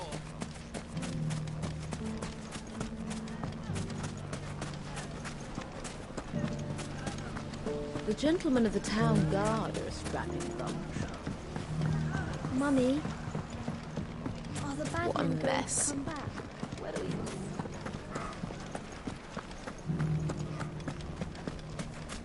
You fought very bravely. The safety of the town is in our hands.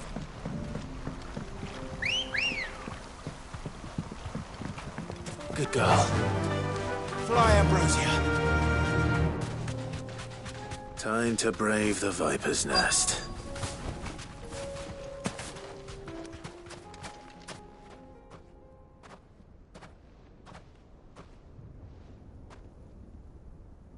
Just you, is it? Thought I might have laid it on a bit thick. It was a fairly unconvincing tale. So, what now? That's up to you. Die a slow death, or a quick one. Boys, he's all yours. But that sword is mine.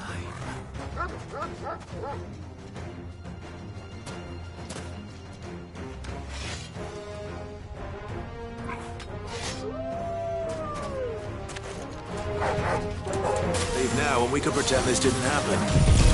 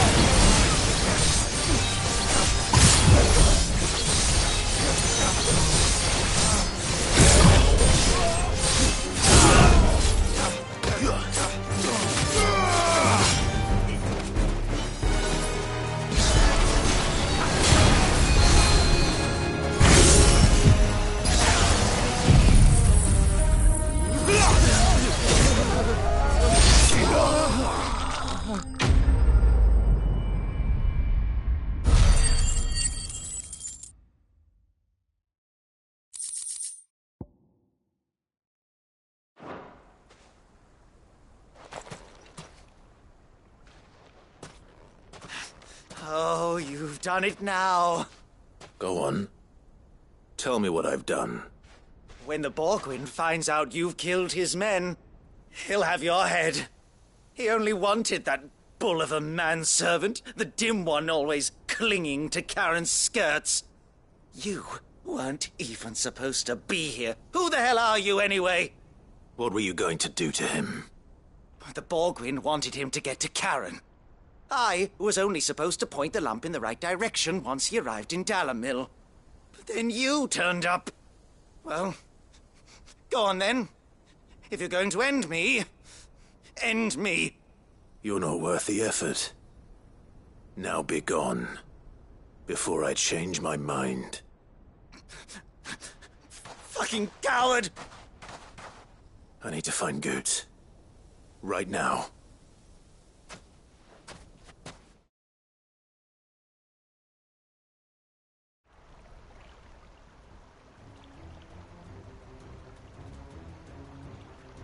Get your filthy paws off me, you naughty-pated lout! Stop calling me names! And stop spreading them horrible lies about Nan! Well, that will be easy enough. For they are not lies. Every last word is true. And she must pay for her crimes in blood. Lord! Goose, are you all right? He's gonna kill Nan! He said she had to pay in blood! After what she did, it is only right. She ruined my life and the lives of countless others. That loathsome harpy's very existence is a crime, and I will not allow it to continue. Goots, was it? I have no quarrel with you. Only with your employer. Run along now. You need not pay for her sins. No. No? I don't care what she did. I won't let you hurt Nan. Promise me you won't hurt her, or I'll kill you myself! Goots, no. Enough, all of you! Karen. But how did you? You're a sight less clever than you think you are, the pair of you. Did you think I wouldn't notice the two of you slinking off together? Well, the whole thing got me thinking, who in Dalimil might bear me a grudge? And a certain snivelling shit I ran afoul of in my fairy years came to mind. Though it was just Bogan back then, wasn't it? I thought the years might have taught you some sense, but I see you're the same pants-pissing craven you've always been. What was it we called you? Wet legs? You bitch! Everything that happened, it was all your fault! And now you'll finally pay for what you did to me!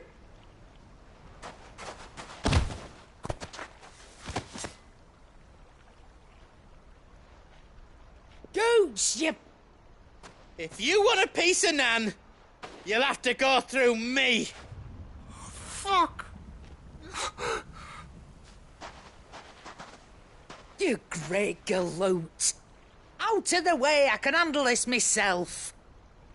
So, wet legs, you remember what you told me when we last met? An eye for an eye. Wise words, Sam. Wise words. And now, it's time to collect.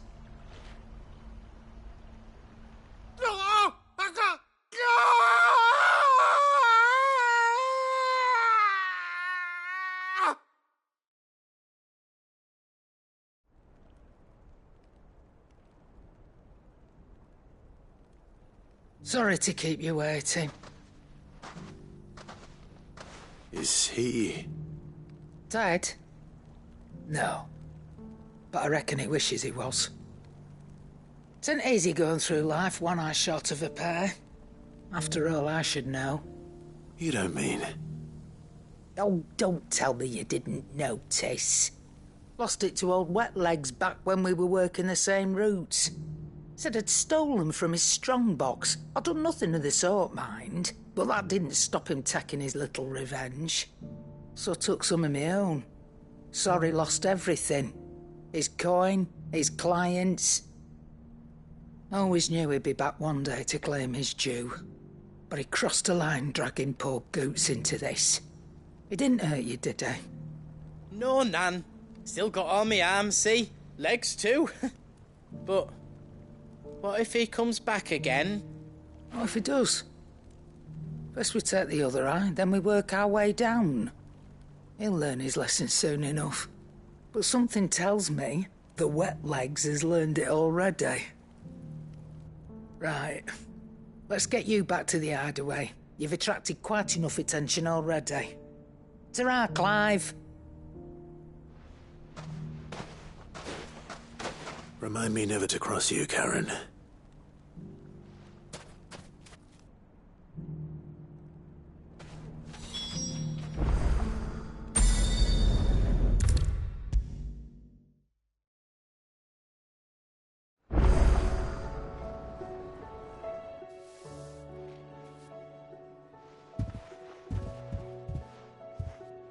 Nothing like a dish of cold vengeance to foul the gut. I'm sorry, Nan. I didn't mean to make things worse. I just thought I had to protect you. Like you've protected me. Aye, well, someone had to. Your parents certainly didn't give a whit for your well-being. Reckon the both of us would be worse off if I'd not taken you on. You've always been me right eye, Goots. And I'd have you stay that way. So don't you dare go looking for trouble again. Well, I will. If you ever need help, I'll do it again and again, and you can't stop me. Why, you big lump. Fine. Play the hero if it makes you happy. Thanks, Nan. I won't let you down. There's nothing he wouldn't do for you. That's as maybe. But if he's ever to make his own way in life, he'll need to start looking out for himself as well. Till then, he'll need people to watch his back, just like you did in Dalamil. Don't think I didn't appreciate that. Of course. His family. Stop it. You make me one good eye, mister. I don't go thinking that'll do you any favours. A potion today'll cost you the same as it did yesterday.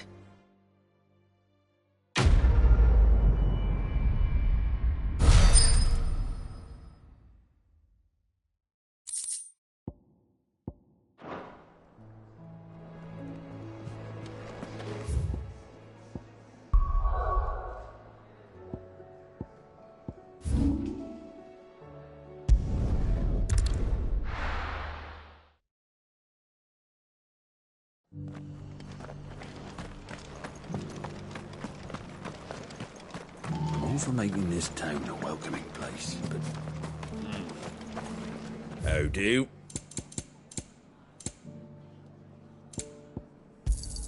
Thanks very much. There you go.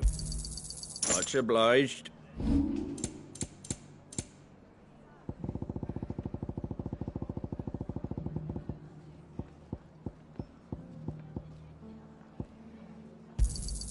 Is that everything? I wanted one of those.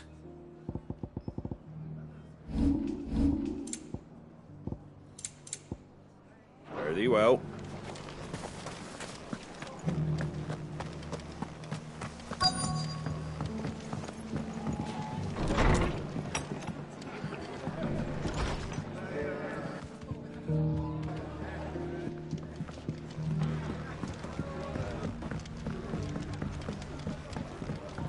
My lord Marquis, is that you? It is you. Then you received my letter. I am Sebastian Rutherford, chief steward of your lord uncle's estate. Of course. We met once before. Yes, my lord. Thank you for coming. And what was so sensitive that you couldn't put it in writing? 1,000 apologies, my lord. I did not mean to offend. I merely... It's all right. Continue. I am here at Martha's Rest, at the behest of your lord uncle, tasked with learning what I am able of the realm's current state of affairs. And what I have learned is grim. The fall of the Mother Crystals has left Storm in a state of utter disarray. The subsequent darkening of the heavens has only made things worse. Akashic attacks, once unthinkable, are now commonplace. The gears of governance have ground to a halt, and without a steady hand on the tiller, the realm threatens to drift into utter chaos. Your lord uncle, however, believes there is a way to avoid this fate, and is determined to see it set in motion. That sounds like quite the undertaking. It is. Hence my having enlisted the aid of several colleagues serving the 7 high houses. Alas... Alas? I have lost contact with 2 of those colleagues already. They are both able-bodied and trained in the sword, yet in these dark times even that may not prove sufficient to keep a man safe on the road. So you want me to find them? I'll need to know where they went. One I sent to investigate the Republic. The other, the old Imperial capital of Oriflamme. That doesn't exactly narrow it down. I suppose I'll start in Dalimil and work my way east. Thank you, my lord. I shall pray for your success and safety.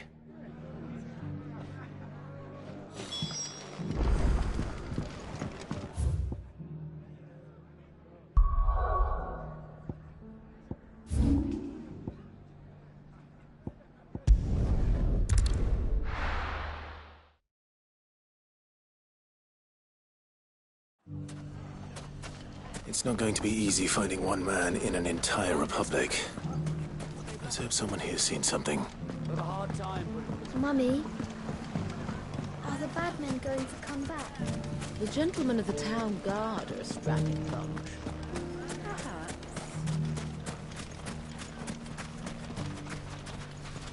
Are you looking for something in particular?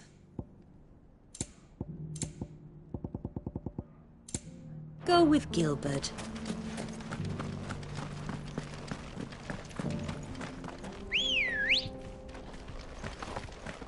Ready, go?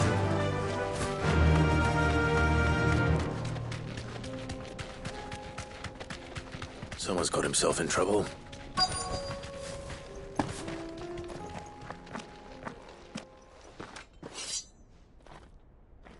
I don't see your master here, so you can start by giving us all the coppers in your purse. I already told you, I have nothing. Then maybe we'll take that pretty outfit and the steel you're wearing. Please! These men are trying to rob me! I'll deal with this. Thank you. You that one's master, then? If you'd kindly pay the coin he owes us, we can pretend you didn't draw your blade on Republican soldiers. Or you can go back to your garrison and I won't report you to your captain. Oh, you're more than welcome to. He hasn't had many visitors since we slit his throat.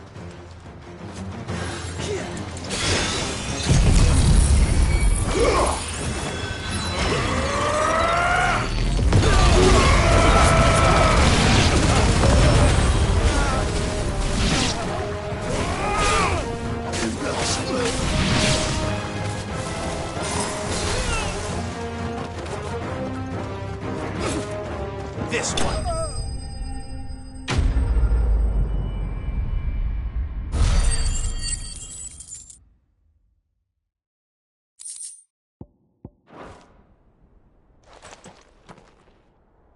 I'd expect as much from Hugo's faithful, but these were men of the fist. Much has changed in the Republican army since they lost their rock. You've seen this kind of thing before, then? Many times. I was sent here to observe the situation. You're one of Rutherford's men. He sent me to look for you. Well, then you have my thanks.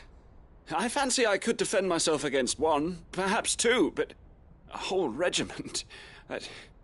I arrived in Dalimil several days ago, but when I called upon the captain of the local garrison to make inquiries, his men confiscated my effects and locked me in a cell.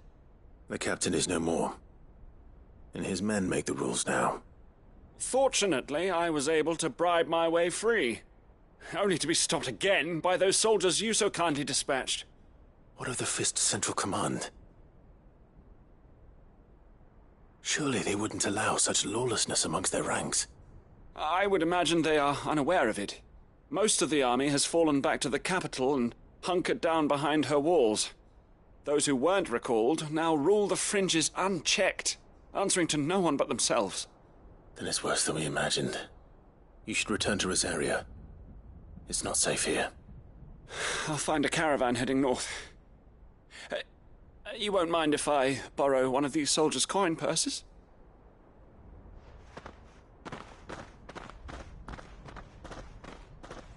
Not at all. Now, to find this second associate of Rutherford's. If he was bound for Oriflamme, I'll start at Northreach and see if I can pick up his trail.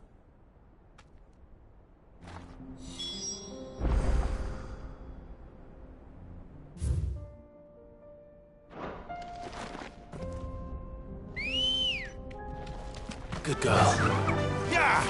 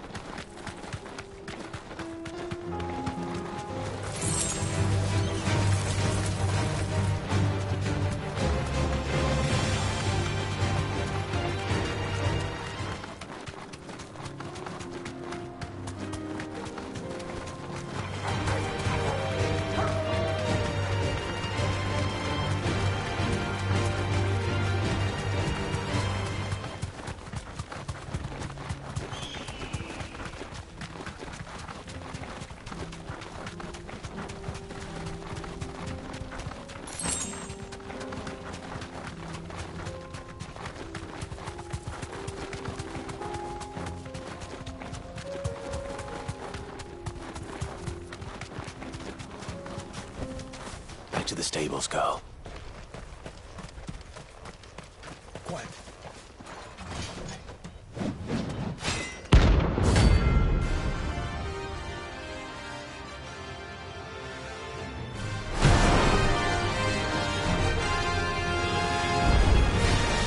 Not a god's forsaken soul, eh? Only those who have nothing can hear. So empty your pockets.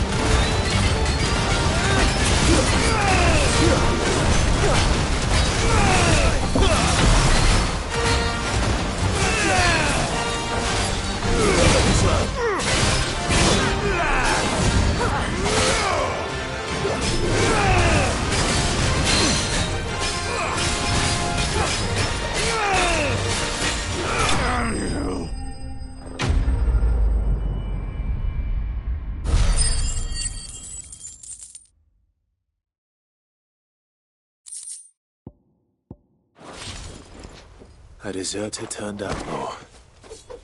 We were more similar than he knew.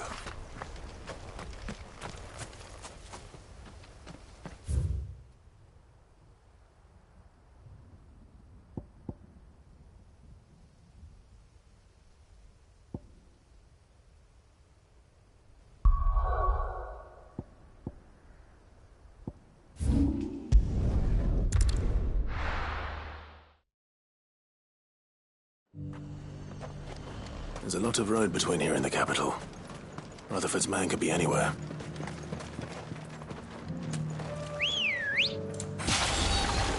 Come on. Fly, Ambrosia.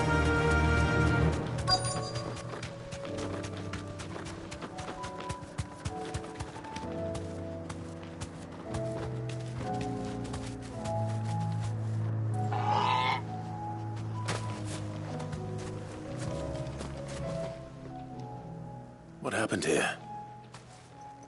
If you're with the others, they've already relieved me of my belongings. I'm not. I'm looking for someone who was sent here by a man named Rutherford. And then you found him. I'm Alistair Rockford, attendant to the Lady Ariane of House Wellesley. Of the 7 high houses of Rosaria. It's been a long time since last I saw my great-aunt. Is she well?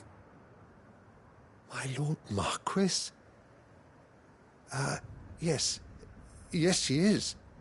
The Lady Dowager has granted me leave to assist your Uncle Stuart.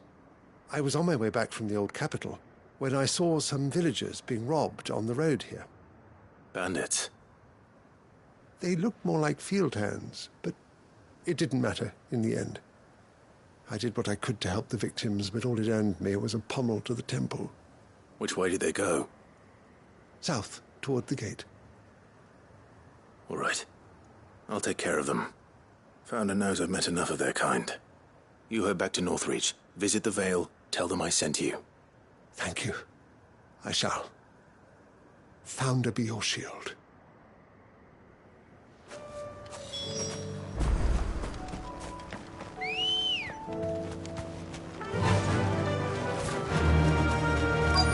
They just couldn't resist, could they?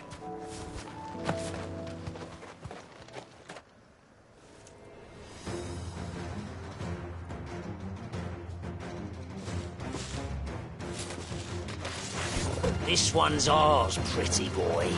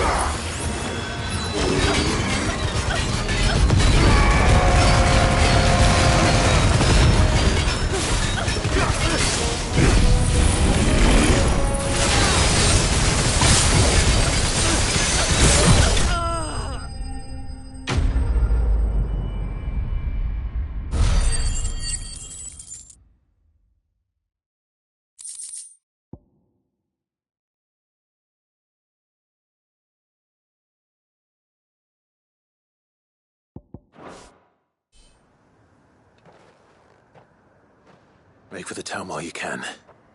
There may be more bandits nearby. You don't need to tell me twice. Many thanks, traveler.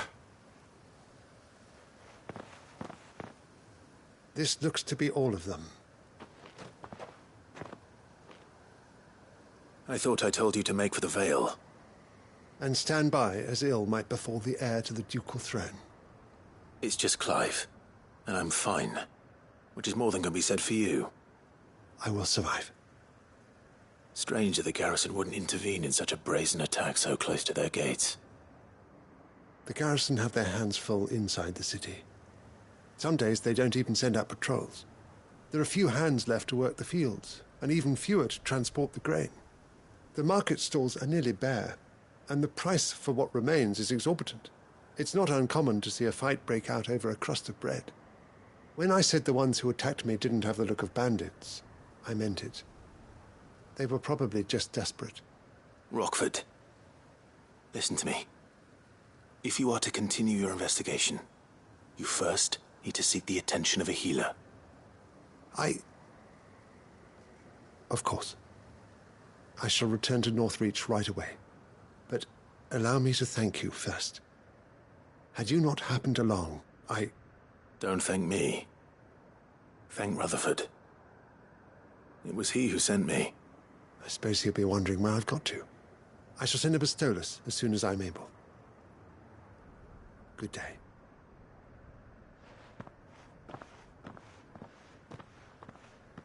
My uncle certainly has his work cut out for him.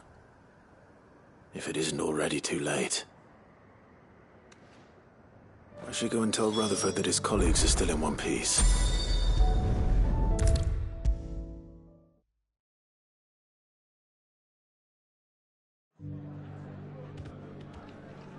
I see you're still here. The Rest's location affords a constant flow of traders, and with it, a constant flow of information. Speaking of which, I received word from both my associates. They have resumed their investigations, thanks to you. I only happened to be in the right place at the right time.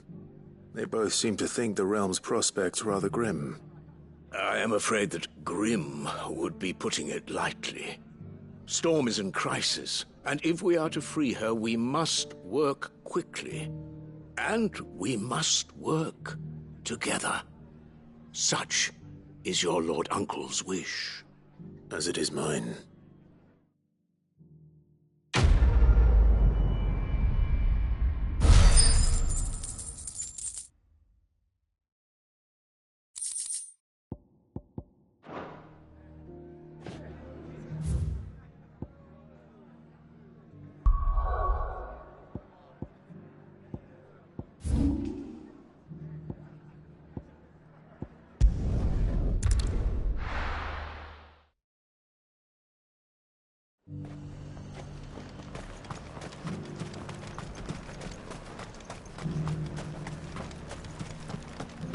There were ghosts at the gates not days ago. You needn't fret. The creatures...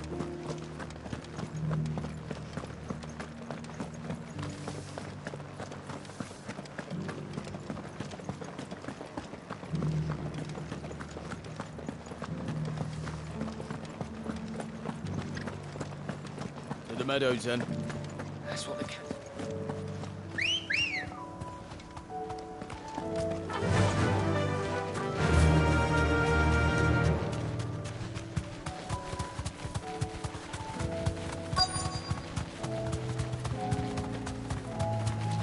Hippocrates said I should be able to find what I'm looking for somewhere nearby. Bright blue dragons and bright yellow flowers. Should be easy enough to spot.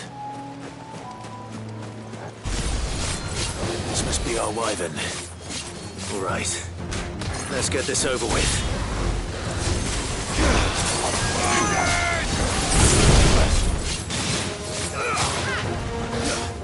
Too slow.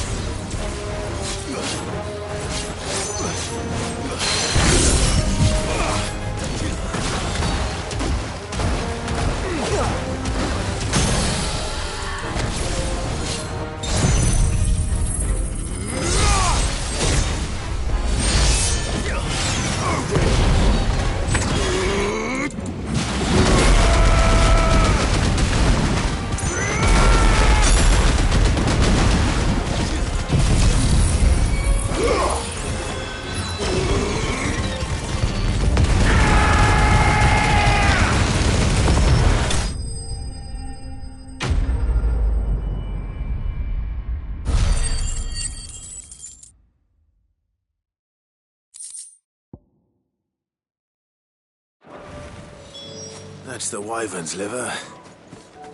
Now I just need to find the herbs. Bright yellow with a heady scent.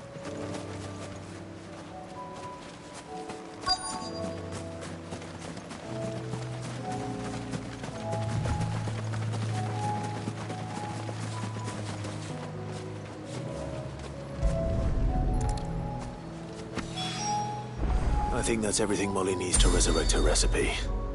Better head back.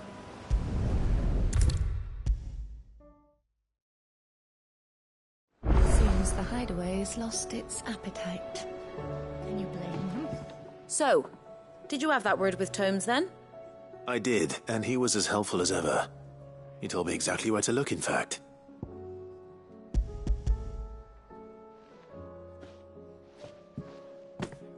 And what precisely will I be cooking up? Or is it better not to know? Blueback wyvern liver. And, a herb known as Saint's Bonnet. Ah, wyvern livers, was it? Well, at least it weren't actual worms, I suppose. Now then, you stay right where you are. I've got some cooking to do. Let's hope these grand old chefs of yore knew what they were on about.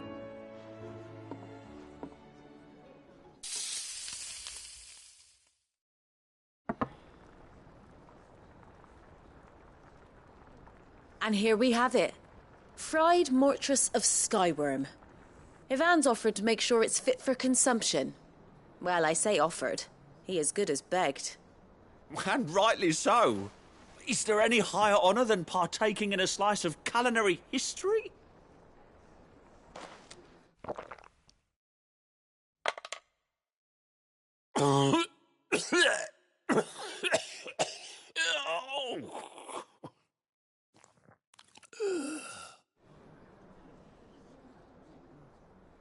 So, not fit for consumption then? What witchery is this? The crackle of the crust gives way to an almost violent richness. Yet, it is the piquant kiss of the saint's bonnet that tames this savage dish. It is a tour de force.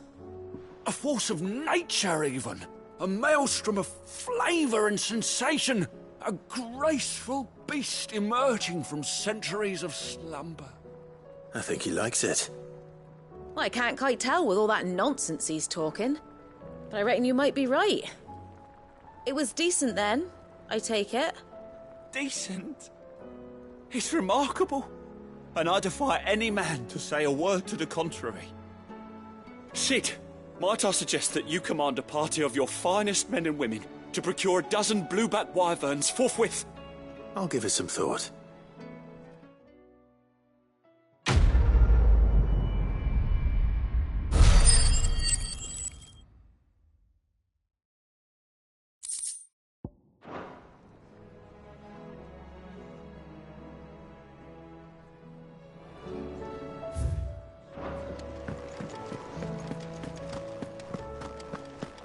Did you see the pair that got hauled into tyres?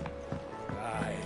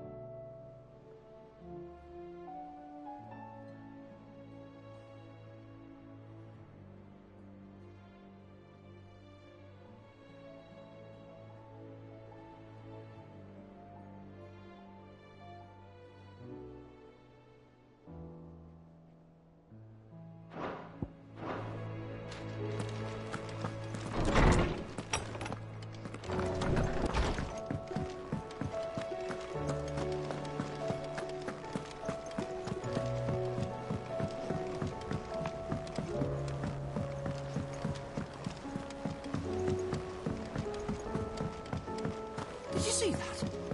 Tell me you saw that.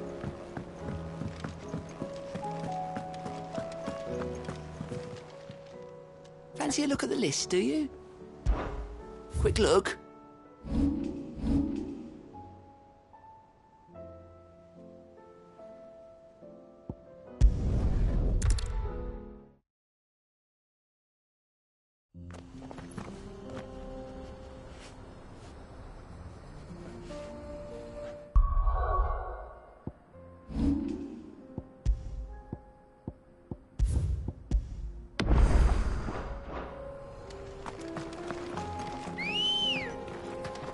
Come on. Run like the wind.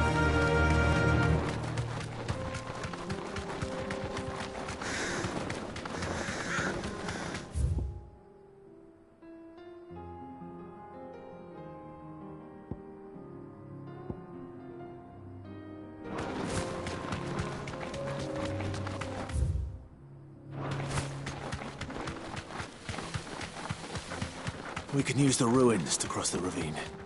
Assuming they will allow it. The Echoes have a will of their own. Time to fight.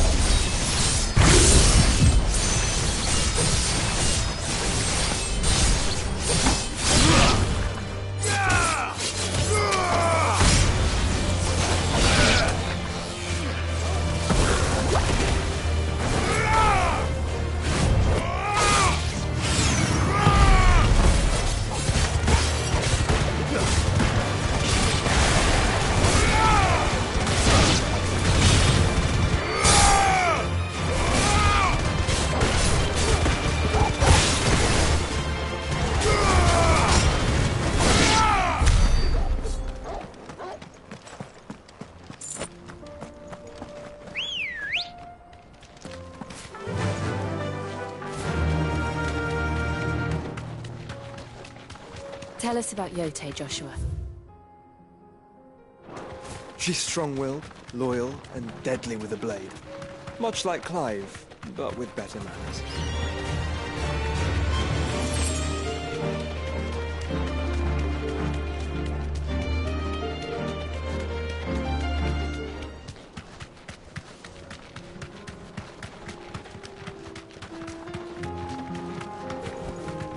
You deserve a rest.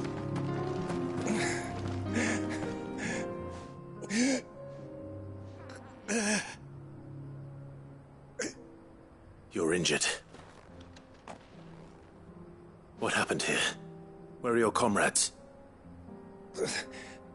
Ether flood. Up ahead. It swallowed our camp while we slept. My own men did this. Turned every last one of them. There's a village not far from here. Tabor. The people were kind to us. It's only a matter of time before they won't stand a chance.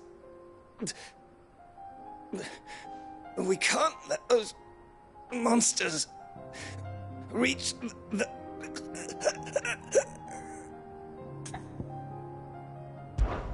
I'll go. You catch your breath. Thank you. Our encampment is up ahead. Just off the track. They must not reach Tabor. Forgive me, Lord Kuka. Rest well, soldier.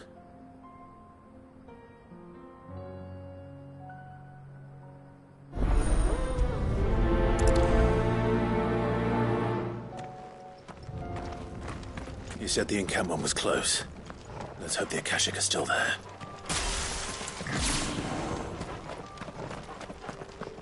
Another ether flood. They're everywhere now. We can't go round it. Then we'll just have to be careful. Right. I got here in time.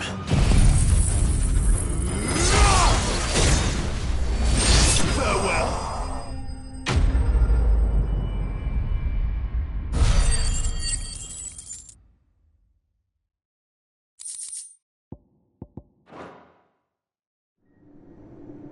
Someone there! Please, I can't move my leg! That doesn't sound like an Akashic.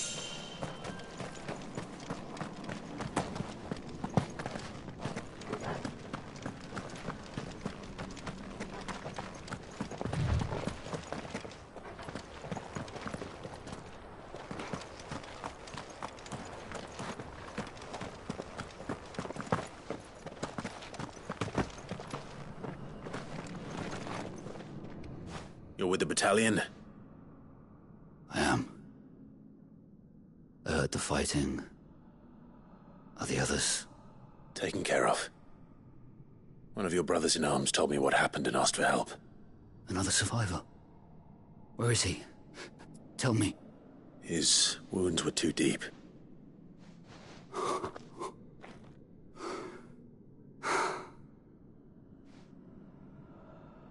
He was right to send you. Those things you slew are no longer my brothers. Tabor is safe thanks to you. Here, you've earned it.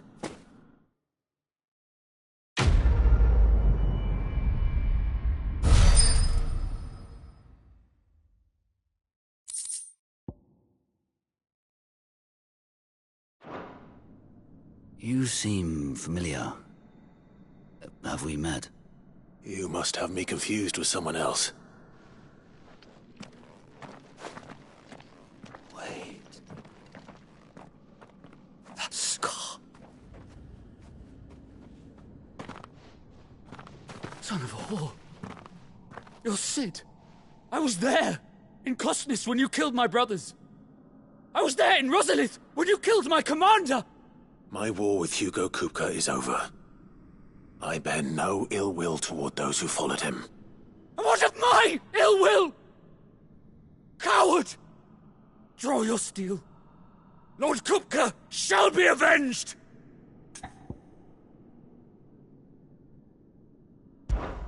When your wounds have healed and your head has cooled, come and find me if you must. Though I hazard your life would be better spent in service of those who need it. Or have you forgotten your oath to the Republic? My oath? What do you know of oaths? I know how hard they are to keep. Which is why I'm giving you the chance to keep yours. No. I won't be deceived.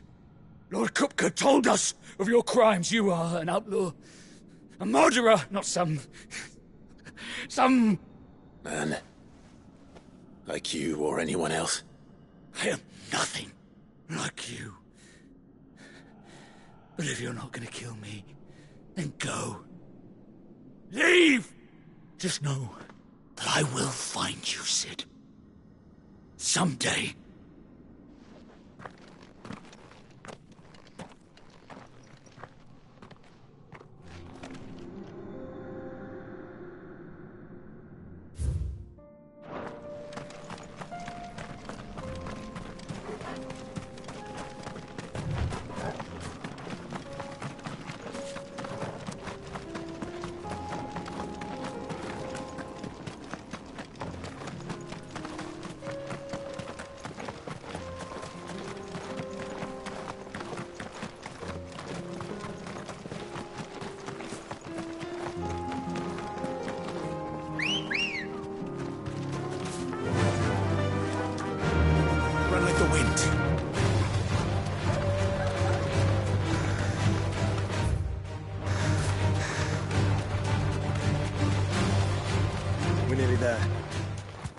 Have you been to Tabor before?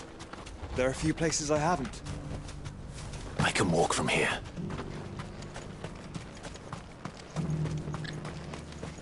Where now, Joshua? There is a residence just inside the city gates. She awaits us within.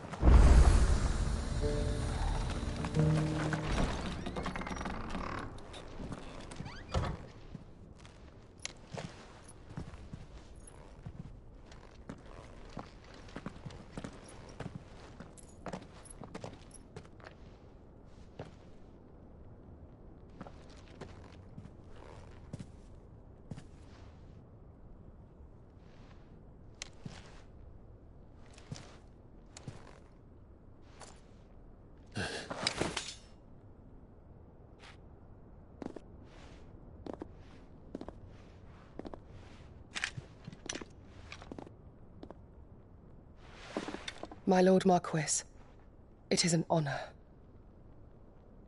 I am Yote, Knight of the Undying, charged with the protection of His Grace Joshua Rosfield, Keeper of the Flame of the Phoenix. Of course. It all makes sense now. Would you care to elaborate? The Undying are loyal servants to the ducal throne. Or more specifically, to its heir.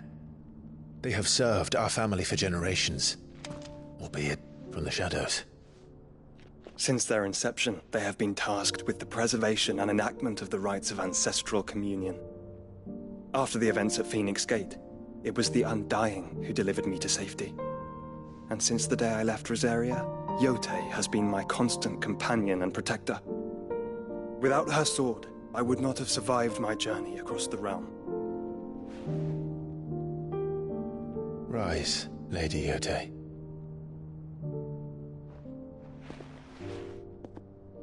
You saved my brother. I owe you a debt I can never repay. I but did my duty. Come now. Tell us what you've discovered. Your Grace. It is as you feared. The vessel we spied off the coast of the Crystalline Dominion on the night of her fall. It was the Einherjar. Beyond any doubt. The Black Galleon. Joshua, the Einherjar is the Royalists' flagship. What business would they have in the Dominion? Upon learning of Waloed's involvement in recent events at Drake's Fang, I sensed the malign influence of Ultima, and bid Yote and the Undying look into the matter. We have reason to believe that the Black Galleon weighed anchor shortly after the fighting began, and set a course due south. For Canva. Then it is Waloed Knights who besiege the cities. What is left of them? Yes. And the Black Galleon sails at but one man's behest. Barnabas Tharm.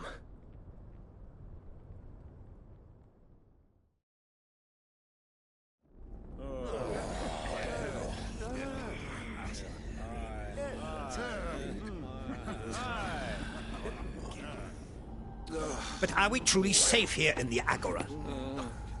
The city guard have been paid, if that's what you're implying. All the more reason for them to run. Well, you are free to leave, Lord Minister. Markets abandoned, warehouses aflame, blackened hulls choking every port in the capital. Canva is ruined.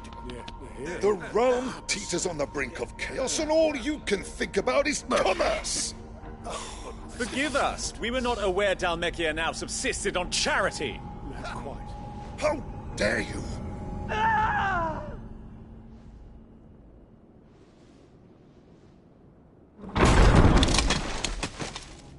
Distinguished members of the Council, you must forgive His Majesty this intrusion. What is the meaning of this? A trifle crowded, but I fear it will have to serve, my liege. Very well.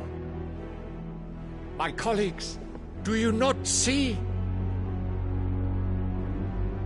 The King! He has come to save us from the Akashic!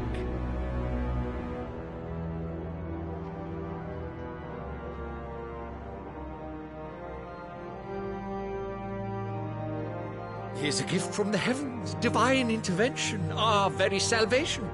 And of course, if it is compensation he requires, we would be most willing to negotiate a fair price for services rendered. Fools! Your ignorance unbecomes you. Your Majesty, correct me if I'm wrong, but I would swear that the fiends washing the cobbles of Canva with the blood of her citizens wear the colors of Waloed. Ha! So you do not deny it. Guards, fetter them, and see our guests to the dungeons!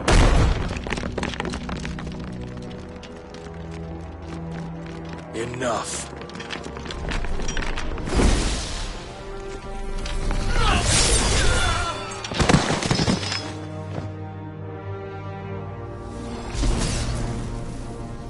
Pathetic creatures.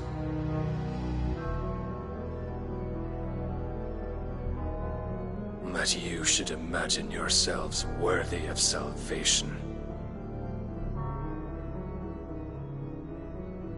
The girl is still here, somewhere in the city, her consciousness fair dripping with her late father's hubris. A consciousness to which Mythos is inextricably bound and inexorably drawn. See that he is made welcome. Yes, Your Majesty.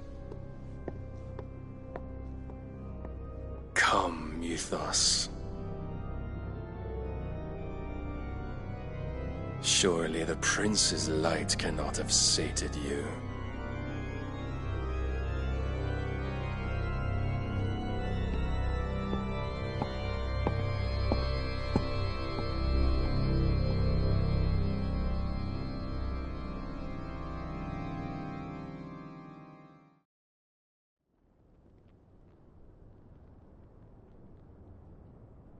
So then, how long has Waloed been under Ultima's control? How long indeed? Based on what we know of Barnabas's actions, I would guess some few years, mayhap more. But to what end? What does Ultima want? The tapestry. Show them.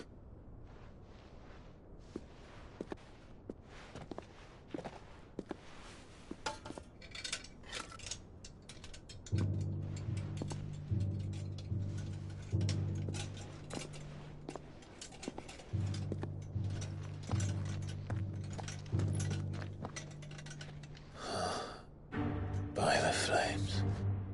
Phoenix Gate, Drake's Breath, and now here. But what is it? It is old, ancient, even. Naught remains of the faith it represents, save what can be gleaned from the image itself. None could tell me what the one in the apothecary meant, even the Undying. But I believe it may be the key to discerning Ultima's purpose. That figure in the center, the one beneath whom the icons congregate, that I believe to be Ultima. He is a god, or at least godlike, his very existence beyond our ken. The icons, and by extension their dominants, are meant to be his subjects, and while some, like Barnabas, have accepted this role, others have rejected it, like you, Clive, which is rather inconvenient, as it appears he needs you most of all. And gods don't like to be disobeyed. No, I don't suppose they do. Clive, may I tell Yote of the lake? By all means. Yote, I will be accompanying my brother to the Free Cities. Whilst we are afield, I would have you watch over those Clive has made his wards. Umielos delan tuisag ilith. Though well concealed, the hideaway lacks trained fighters to defend its occupants should they be discovered. But it is my duty to... As it has ever been my brother's duty, remember. If that is your wish, Your Grace. But please be safe. If aught were to befall you, You have my word.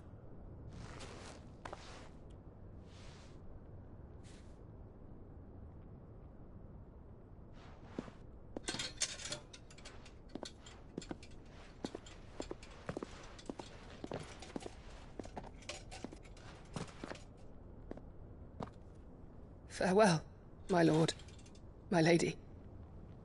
We are in your debt, Yote.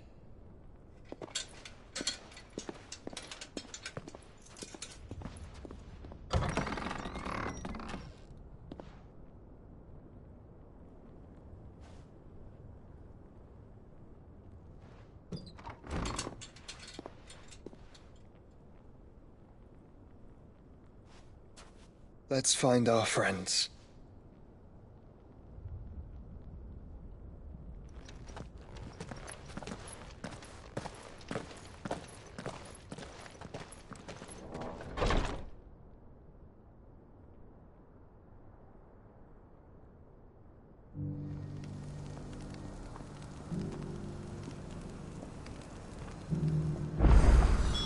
It's plain she cares for you very deeply. And I her, which is why I had to let her go. Welcome, welcome. Come again. Opportunity beckons. Who among you is bold enough to heed her call? Is that blade for hire, perchance? Because I have a mind to make a killing. Figuratively, I hope. Well, yes and no. A passing caravan carried with it a rumor most fortuitous for one in my trade, that an elder Dread Evis had been sighted in the fields of Corava. Dread Evis are aggressive beasts. Compelled as they are to acts of violence, few survive to maturity, but those that do develop a hide of phenomenal value. A hide you want to sell? Eventually, yes. Though I would have it tanned first that it might be crafted into marvels the likes of which the world has never seen. Dread Evis skin is a rare thing indeed. But the worked hide of a well-aged beast, now that would fetch such coin that Gilbert himself might weep with envy. Bring me that beast's skin, and I will share with you the bounty of our combined labors. All right. I'll hunt your Evis. Of course you will. When one lives in such troubled times, it is a fool who lets opportunity slip his grasp. Leave Tabor through the east gate, but take the path that branches west. Once you reach the checkpoint at Tovany, you are a mere stone's throw from the fields of Corava. I eagerly await your safe, and above all, triumphant return.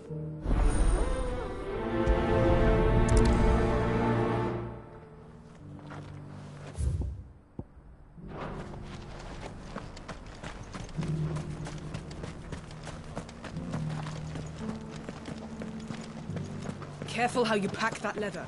Any creases or scratches. You there! Finally. No one was paying me the slightest heed. Is something wrong? At the university, the students would hang on my every word. Sadly, this far from home, I'm just a vagrant greybeard. The university? You're a scholar. A specialist in ancient cultures. The most accomplished in all Valisthea, some have said. Not that I look the part in these tattered rags. In my heyday, no obstacle could have kept me from my studies. Yet here I am, a wizened windbag, bested by the many steps of Tabor. The answers I seek lying just beyond my enfeebled reach. Would you do an old man a kindness and brave the stairs in my stead? You'll be amply rewarded, of course. Climb the stairs and... And memorize a few inscriptions for me, assuming you know your letters, that is. Some courteous soul is rumored to have carved clues to Tabor's rich history into stones dotted about the village. 3 of them, to be precise. 1 each to the north, south, and east. I'm here in the hope that those carvings might shed light on a riddle I've been pondering for some time. Namely, the otherwise undocumented origins of Tabor's unique people. People quite unlike those of neighboring lands. I can't promise I'll remember everything perfectly. Remember what you can. I'll piece together the rest. Make for the domed pavilions, and you'll have no trouble finding the stones.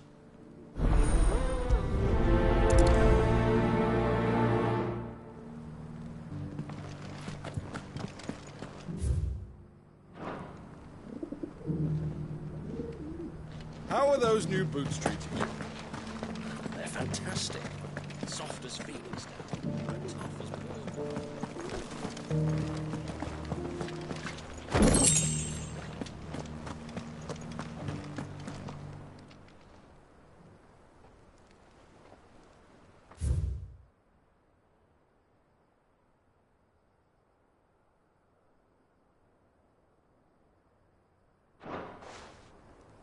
No history would be complete without mention of the mother crystals.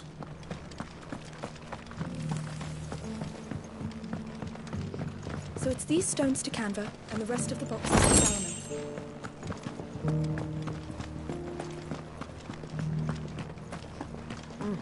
And a scratch on them.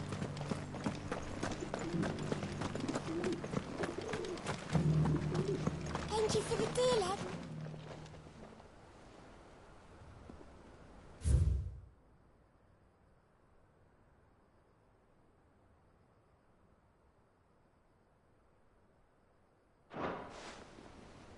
What golden plains might the wanderers have called home, I wonder? Decent quarry's been hard to find since the sky's turned. It has indeed. Can't blame the beasts for being on edge.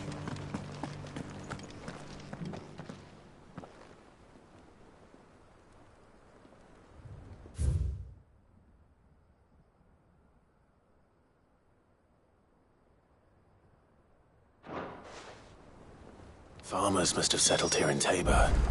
I should speak to the old scholar before I forget everything I've read. The engravings were in good repair considering their age. Oh, would that I could have seen them for myself. Come, don't tease me now. What did you learn of this place and its people? Let's start with the engraving to the south, shall we? What did it say?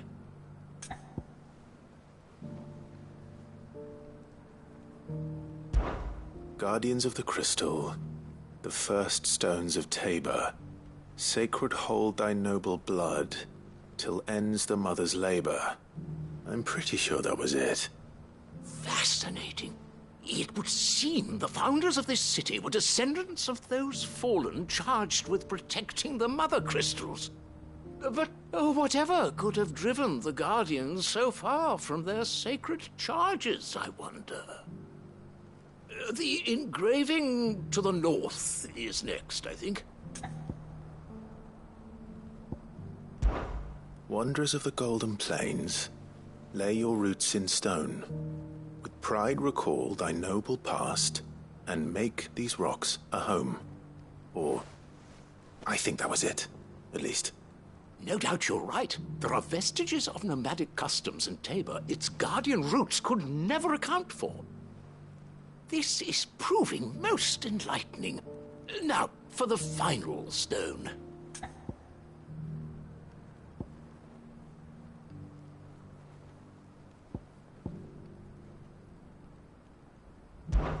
Children of the hunters, now tillers of the land, reap her promised blessing and give praise her gracious hand.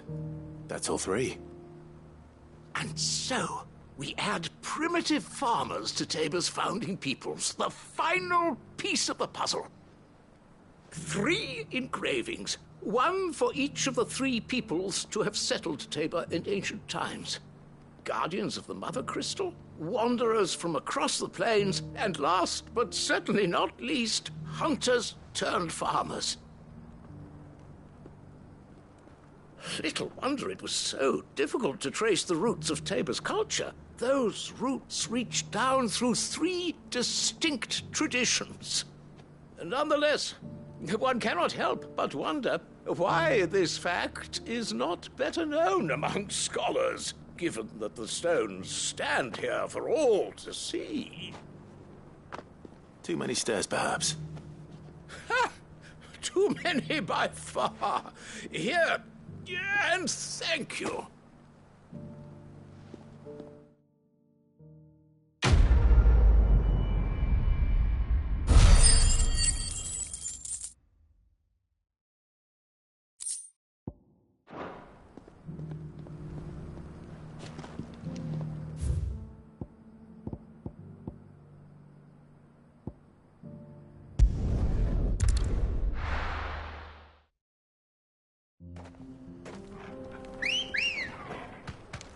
Good girl. Fly, Ambrosia.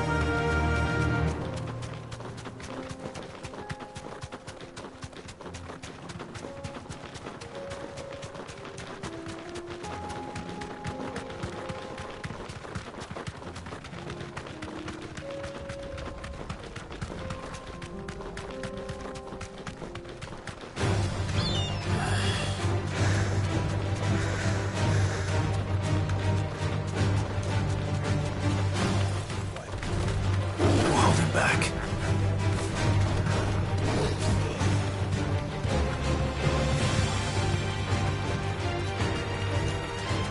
Have care. Time to fight.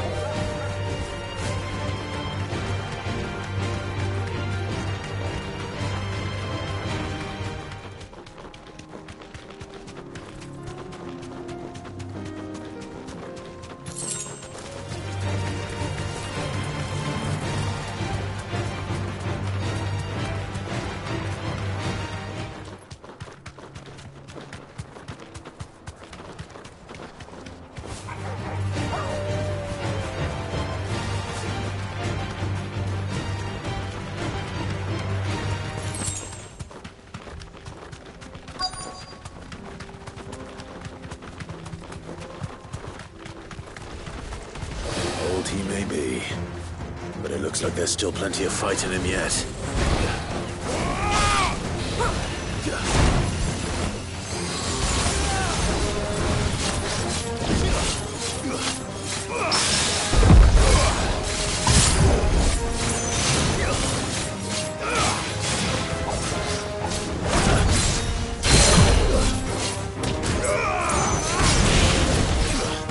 Nice try.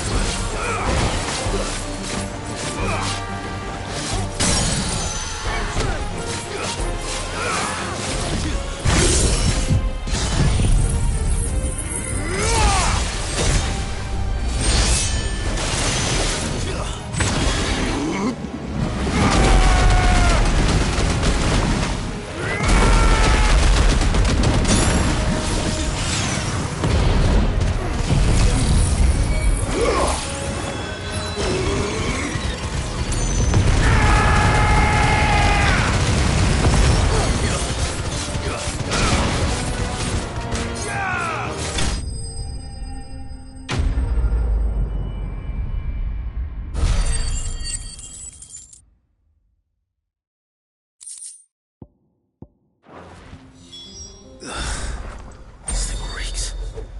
The sooner it's off my hands, the better.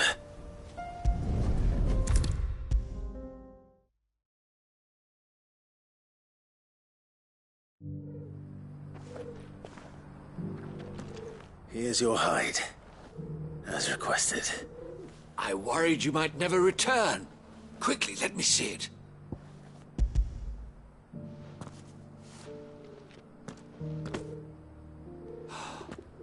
Oh, as supple as a maiden's cheek, yet as adamant as her virtue. This is everything I had hoped for, and more. Clearly, my trust in you was not misplaced. You must be a hunter of considerable talent to have bested the beast with nary a scratch. Join me as my honored partner. With my means and your might, we shall be as wealthy as the merchant kings of Zemeckis. I don't plan on making a habit of this. I'm busy enough as it is. Very well.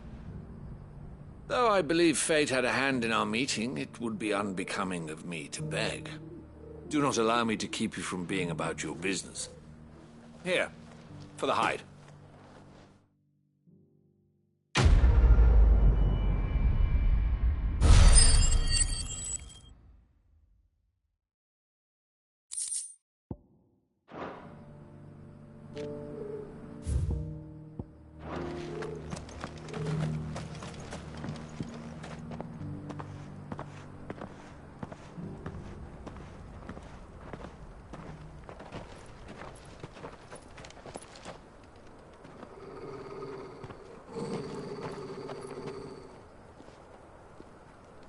Cyril. How fares the search? Well, Your Grace, my report shall be with you ere long. Ah, yes. Yotei is otherwise engaged, at my behest. And the duty of wardenship? Fulfilled. For as you see, I've been reunited with my first shield. I am Cyril, Knight of the Undying and bearer of the Burning Quill, charged with chronicling the mortal deeds of His Grace, Joshua Rosfield, Keeper of the Flame of the Phoenix, and rightful Archduke of Rosaria. I entrusted Cyril here with overseeing the investigation into Ultima's origins. Findings from his brothers and sisters afield are delivered here to be collated and catalogued. Just how many Undying are there? Not nearly enough, milady. Yet we are glad to give our all in service to the Phoenix. Such is, and has ever been, our creed. I see. You have your associates, I have mine. But you may now think of them as ours. That won't be a problem, will it? The Phoenix is our sun, and we but the shadows that quicken in his radiance. It is from the darkness that we serve, both him and now you.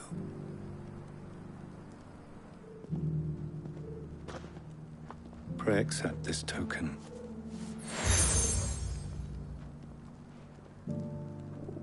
For as long as you bear it, members of our order will reveal themselves unto you. If there is nothing further. No. You are dismissed. Your Grace.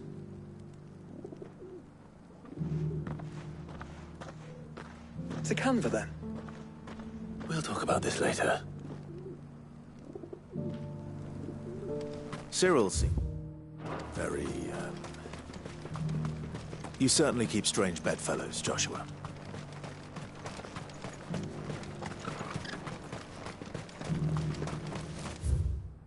The free cities under siege?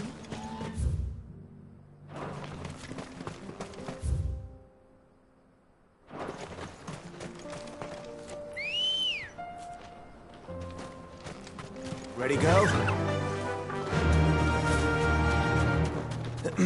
Are you sure this is the right way, brother?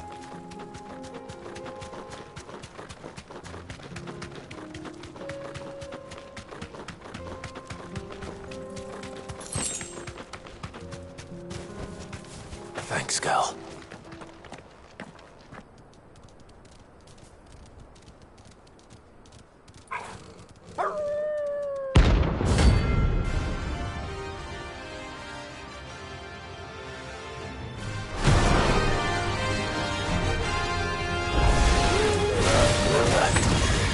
You're on my side, Tom.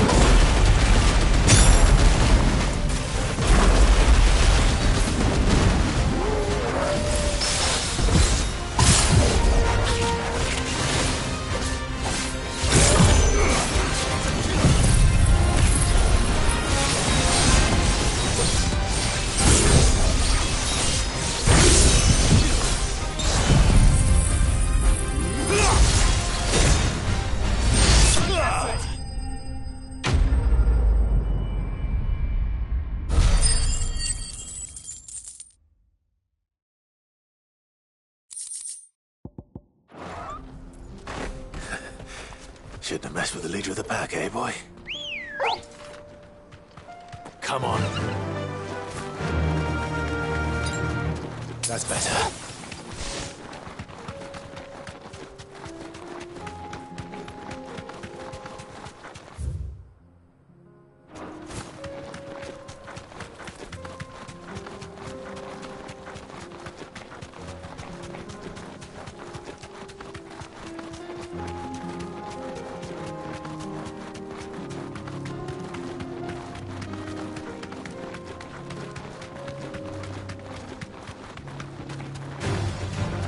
Orcs. Then let us be rid of them.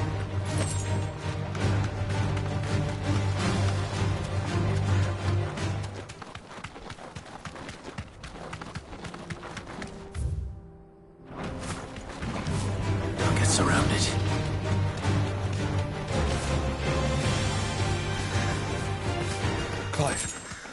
Smoke. Is the city fallen?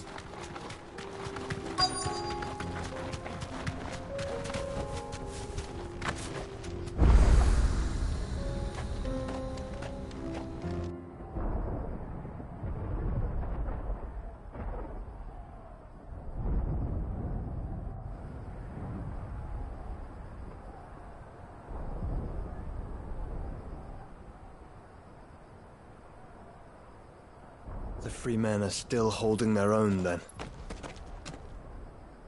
Do we have any idea where Gav and the others might be? There's a warehouse near the docks where we agreed to meet if there was any trouble. We should hurry.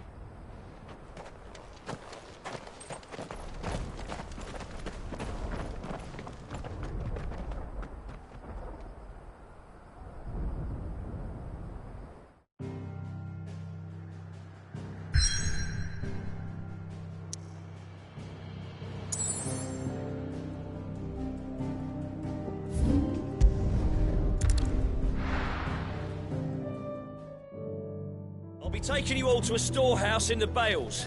Leave anything you don't need behind.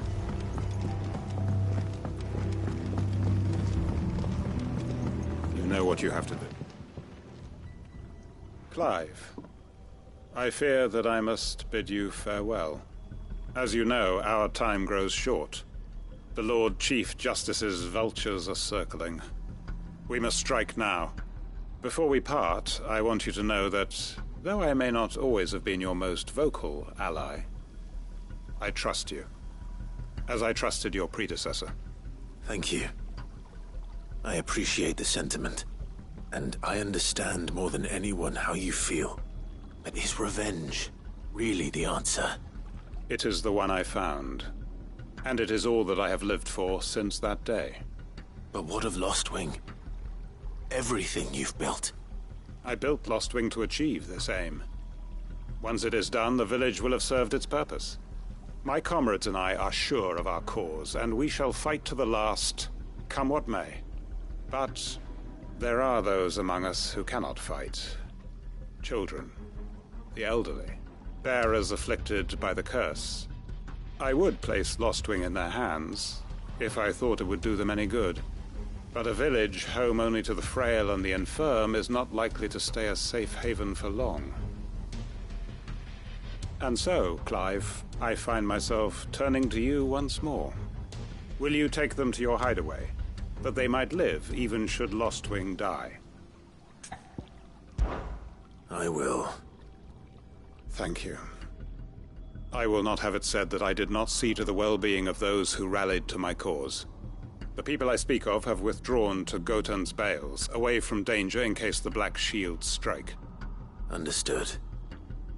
I'll make sure they get to the hideaway safely.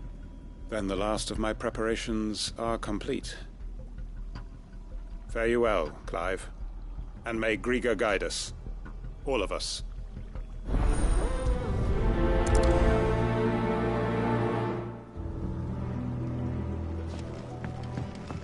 Come then, brother.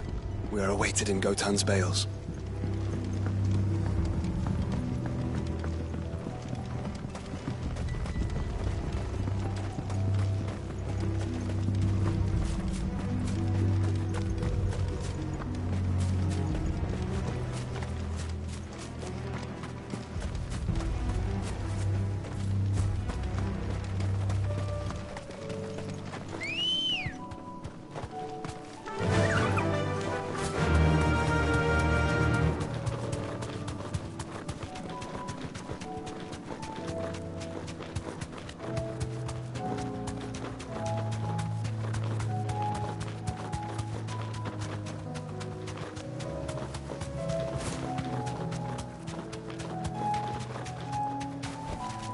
Back to the stables, girl.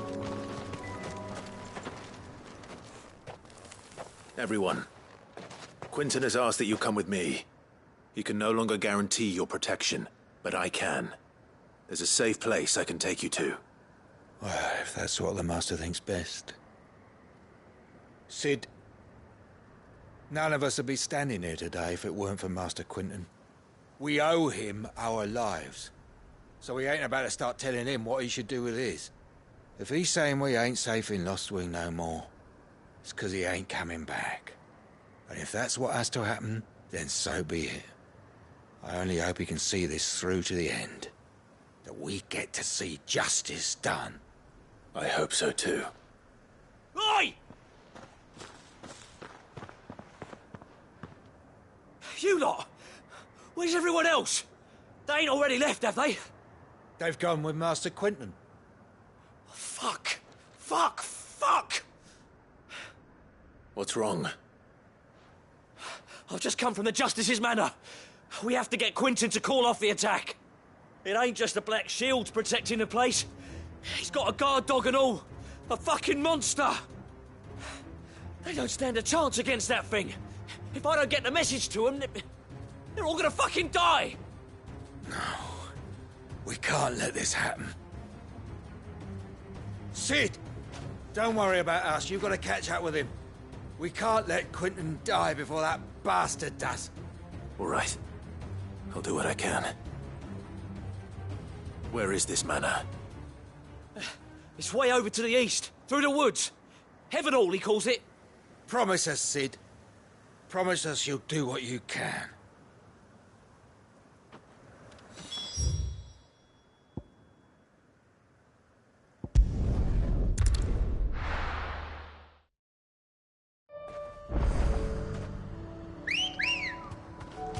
Come on. Run like the wind.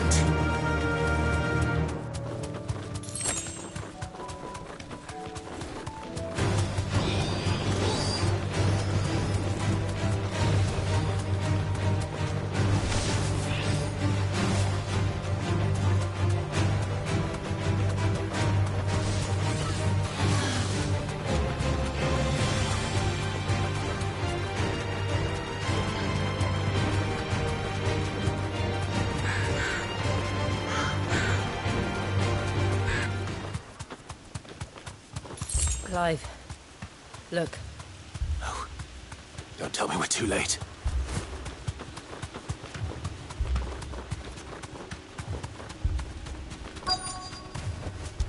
Thanks, Gal. Quinton, are you all right? No. But I am alive. Which is more than I can say for my comrades. They followed me without question all the way here. And they died. For nothing.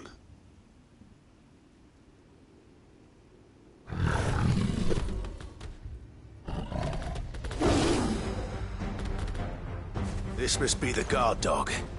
Quinton. I'll hold it off. You go. But... your comrades didn't die for nothing. They died for you. Don't let their sacrifice be in vain. I won't. Come on, then. That is no mere guard dog. No. Just a rabid beast that needs to be put down.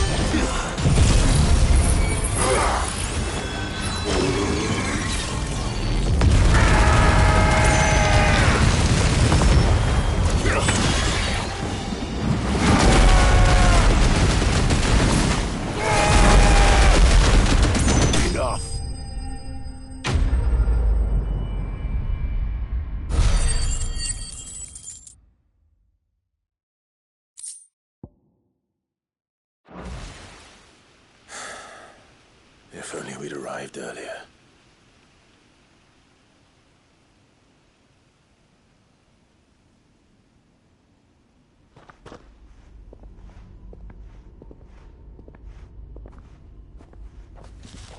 Is it over?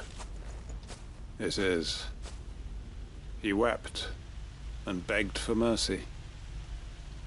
And I cut him from ear to ear, just as I dreamed of doing all these years.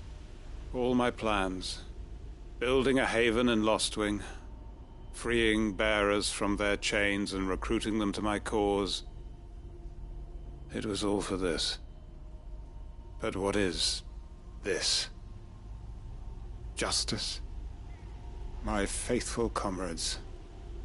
All those lives lost, so that I might take another. Quentin. Master Quentin! Oh, thank Grieger you're safe. You're alive. And so are you. I'm so sorry. I tried to warn you about that thing. And I hate to say it, but there's more bad news. It's Lostwing. It's been flooded.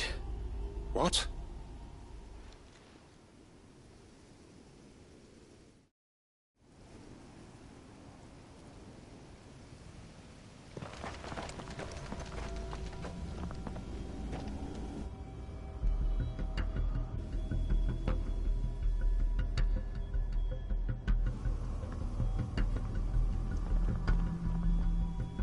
Lostwing. My Lostwing. And look who's here. They must have stolen in after we left, just before the flood struck. What if there are still people in there?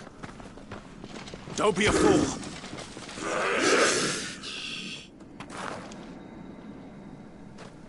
Damn it.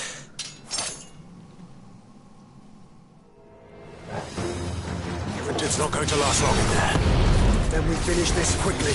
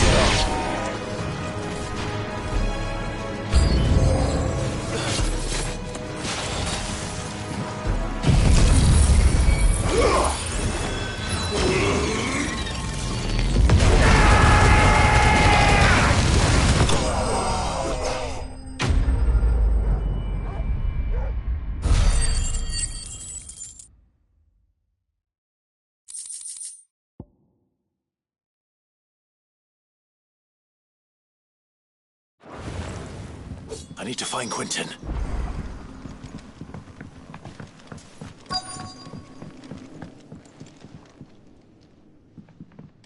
Quentin! Quentin! Look at me! Thank the Founder.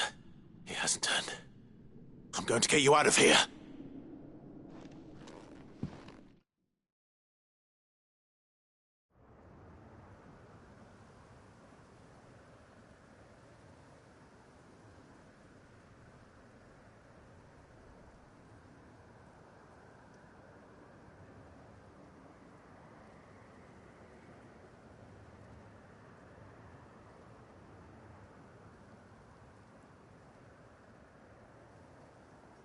Welcome back to the land of the living. Is Lostwing? The flood has filled the valley. I see. Then all is at an end. A strange way to achieve one's life's ambition. No, Master Quentin. Save your strength. Why?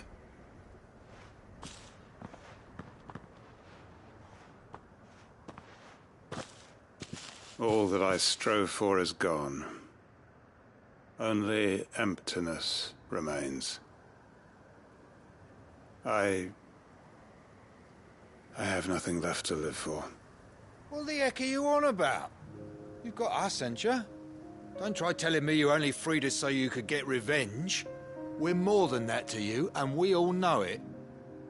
I thought you weren't coming back. But I prayed, and you did. There's got to be a reason for that, right? Can't we just go back to how it was? You know, you looking after us all. Your work ain't over yet, Master Quentin. We believed that you were the right man to lead us, and we still do. Your village may be lost, but it seems your people aren't, so long as you remain to guide them. But why? After what why would anyone follow me? 'Cause we're family, aren't we? Family? Yeah, and all our comrades who went with you, they felt the same. Lostwing weren't just a village. It was all of us. It was. And as long as we're still here, it is too. We can start again. Build a new Lostwing, right here in the Bales.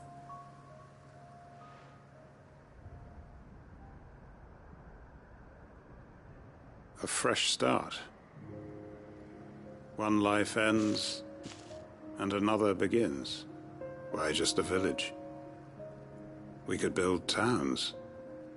A nation, even. What's to stop us? That's the Master Quentin we know. Please. I am nobody's master. Quentin will suffice. After all, we are family.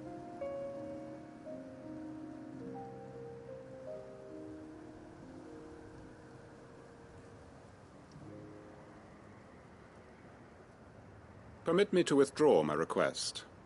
I will no longer be needing your help in looking after my people. I'll pretend you never asked. But you must be rewarded for your efforts on our behalf. You saved my life twice over. And more besides. A bottle or two of your finest red will suffice. Of course. Nothing but the best. And I have a feeling that this year's vintage will be the finest yet. If you don't mind waiting, that is. I look forward to it.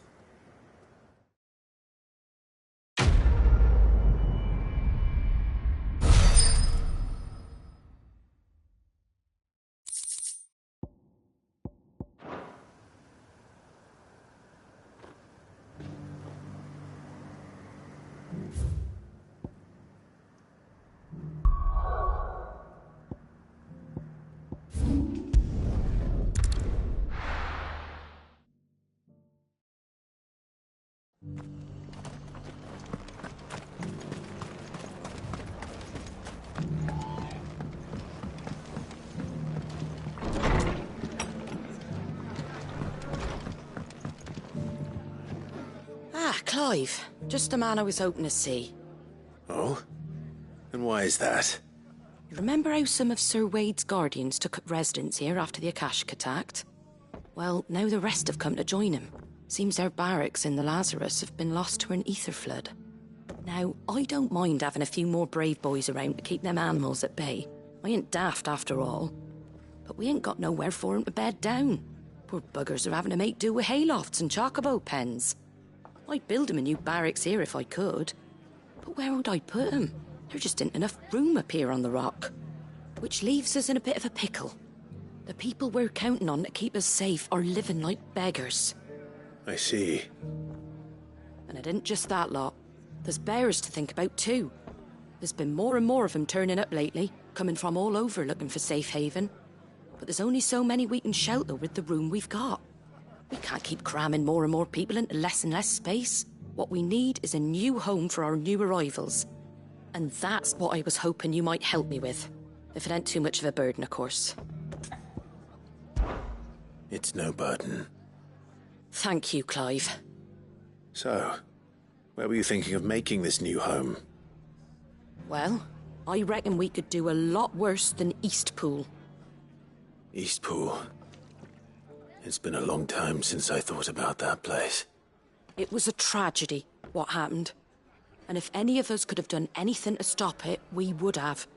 But what's done is done. And those who lived there wouldn't have wanted the village they loved to be left in ruins. I suppose you're right. The blight might be pressing in, but I reckon it's got a good few years left in it yet. There's just one problem. A band of cutthroats have made it their den, and they don't seem like they'll be moving on in a hurry. Nasty bastards they are too. I've lost some good men to their raids. Would have sent someone to clear 'em out sooner if my boys didn't already have their hands full fending off the Akashic. But now we've got a few more Guardians of the Flame to call on. I reckon it's time we made our move. What do you say? Fancy leading a raiding party? I do. Eastpool was once home to people I loved. I won't have bandits sully those memories. I'll gladly drive them out of there. And I know the men will gladly follow you. I've already shared a few thoughts with Sir Wade about how we might be able to win the place back. And I dare say he's got some ideas of his own too. Why don't you go and talk to him? Of course.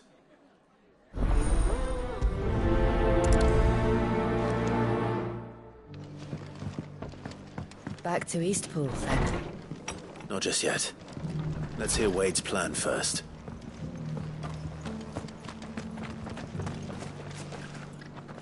So, Wade, it's good to see you well. And you, Lord Rosfield. And you. I spoke with Martha. She tells me you have plans to free Eastpool and make it your own. That's right, though it was mostly her idea. I rather fear my men have been treading on her toes somewhat since joining us, not to mention each other's. And then there are the bearers, men and women who found the courage to flee their masters and sought refuge here. We need somewhere to settle them, and I can think of worse places than Eastpool. As can I. Which is why I agreed to help you win it back. That's very kind of you. I'd be most grateful if you would. With you beside us, we shall soon send that rabble of rogues running for the hills. So, what can you tell me? That thankfully there aren't too many of them. Fewer than a dozen at our last count. And rather less, thankfully. The road that leads there will more than likely still be crawling with Akashic.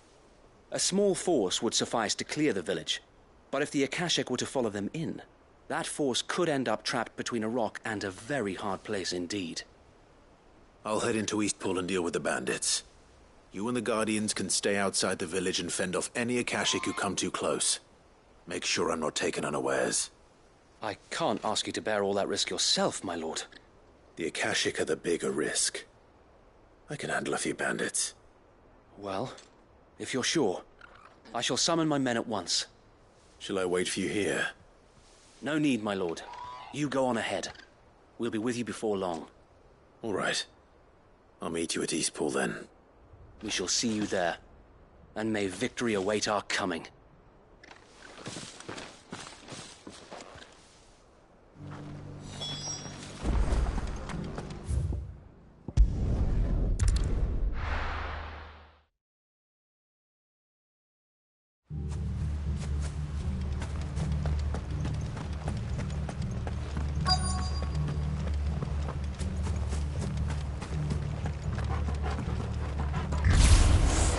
Who the hell are you?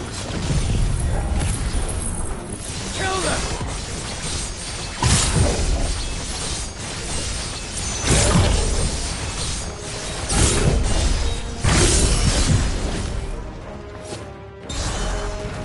You will leave this place.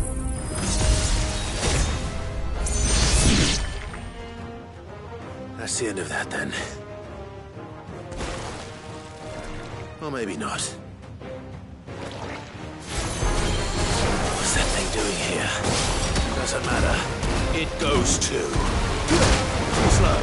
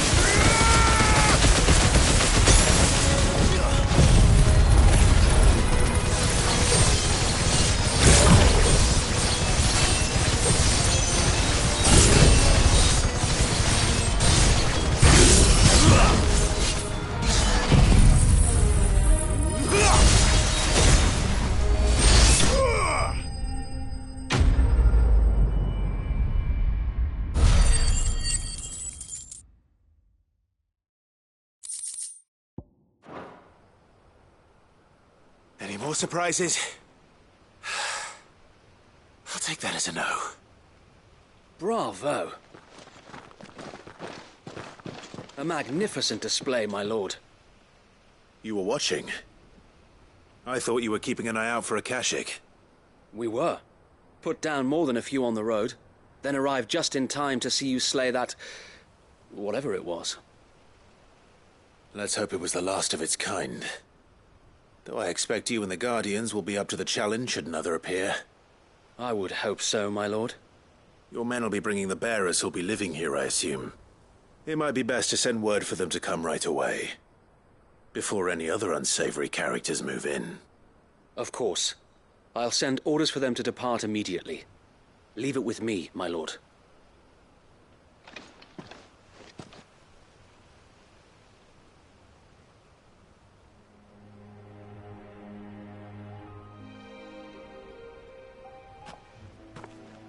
Home. Without masters. No. We're the masters now. Our lives are our own at last. That's all of them. And not a single Akashek in sight. Now to begin the important work of rebuilding the place. It won't be easy. Especially not after 5 years of beasts and blackguards having their wicked way with the place. The masonry might still be sturdy enough, but half the beams are rotted. Those that weren't lost in the fire or burned by the bandits, that is. It'll take a bit of elbow grease, but we'll see Eastpool rise again. Just you wait. So wait. Lady Hannah is buried here. If you don't mind, I'd like Oscar to join the rebuilding efforts. He should be a part of this. Of course. I couldn't agree more. I'll let Martha know that everyone arrived safely. If you need anything more, you have only to send a Stolas. And we will, my lord. Safe travels. Eastpool lives again. Let's go and tell Martha the good news.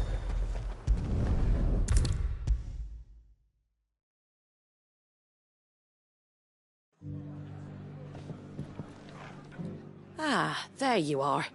All went well then. Sir Wade told me you got rid of the bandits while his lot kept an eye out. Nicely done. And what's all this about some shape-shifting nightmare showing up? On second thoughts, don't tell me. It'll only give me nightmares of me own. What matters is you did it, and now we can build our new village. I suppose it will be. What will you call it? What else? Eastpool. Sir Wade said it best. There's plenty bad happened to that place, but that don't undo the good that happened there. No need to throw the baby out with the bathwater. Did Wade say that? Well, something along those lines. Anyway, the poor souls might have made it to Eastpool, but their work ain't done yet. So the way I see it, neither is mine. If it's food or lumber or strong backs they need, the rest is ready to provide it. Thank you, Martha. No, thank you. You didn't have to help us. I wanted to.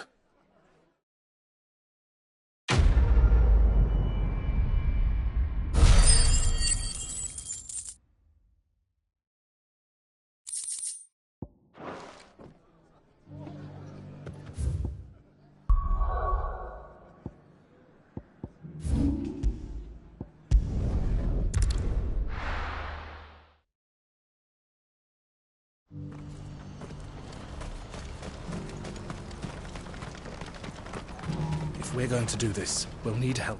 Clive, your timing is impeccable. It just so happens that right at this very moment, we're in need of someone with your talents. And what talents would those be? Why, your fearlessness, and your skill with a blade. I'm listening. Well, as I'm sure you're aware, when these dark skies swept over the Republic, so too did a wave of chaos and confusion. Randalar has been particularly badly affected. Many of the capital's bearers have lost their masters, or taken the opportunity to flee them. None remain free for long, of course. Most find themselves under the protection of the Fist before they get far. But the army too is in disarray, and finds itself unable to provide for its new charges. Which means it has been looking to sell. And you've been looking to buy, to make sure these masterless bearers remain that way. Precisely. It's the perfect opportunity to free dozens more, and for an attractive price, no less. So where does my skill with a blade come in? Though we may have the funds to buy these bearers, we have nowhere to house them. So we've been searching for a place where they can be resettled. Somewhere far from the prying eyes of those who would see them enslaved once more. And we believe we have found one. Cashlock. A small hamlet hidden in a canyon. The place was abandoned a long time ago, but when the men moved out, the beasts moved in. And so we seek the aid of a fearless swordsman to encourage them to look elsewhere. You'll help, won't you? How could I refuse? Excellent. Theo, if you wouldn't mind making arrangements for the transportation of our guests, as we discussed. Of course. Leave everything with me.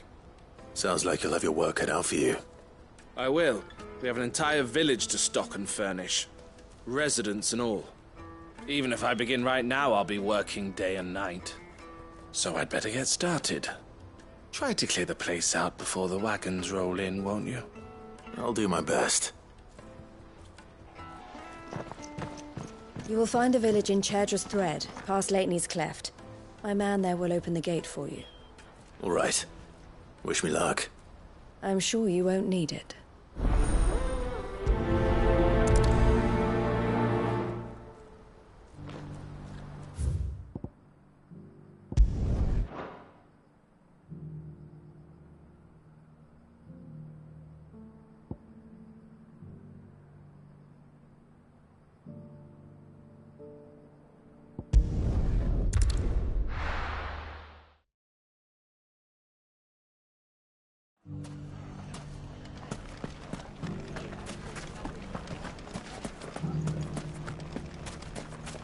You fought very bravely.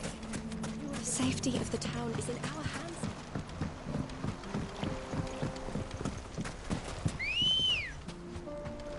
Let's go.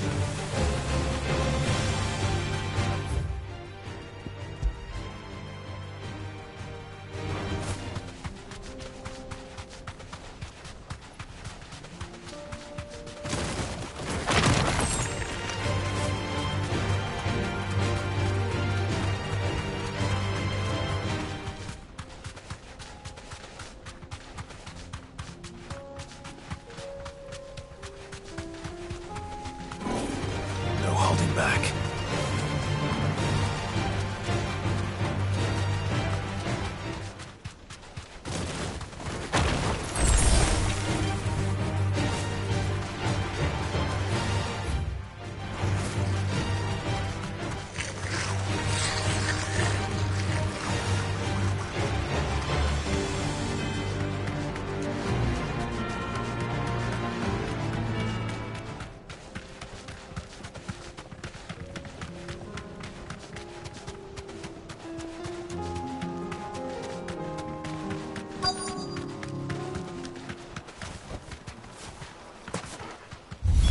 been a nice place once. It will be again.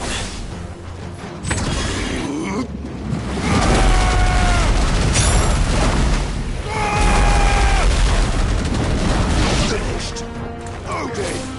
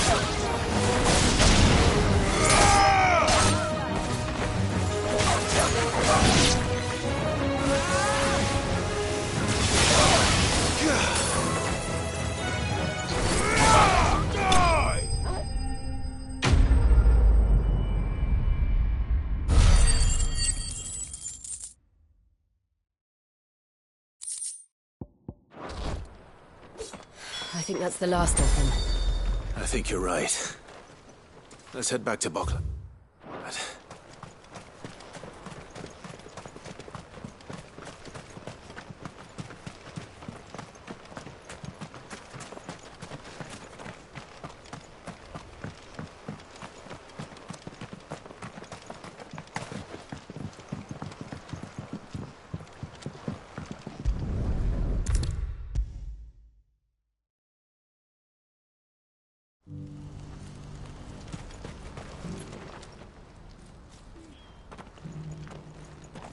Something the matter, Theodore? Quiet. Those are our terms. I trust that you will give them your full consideration. I shall. Thank you.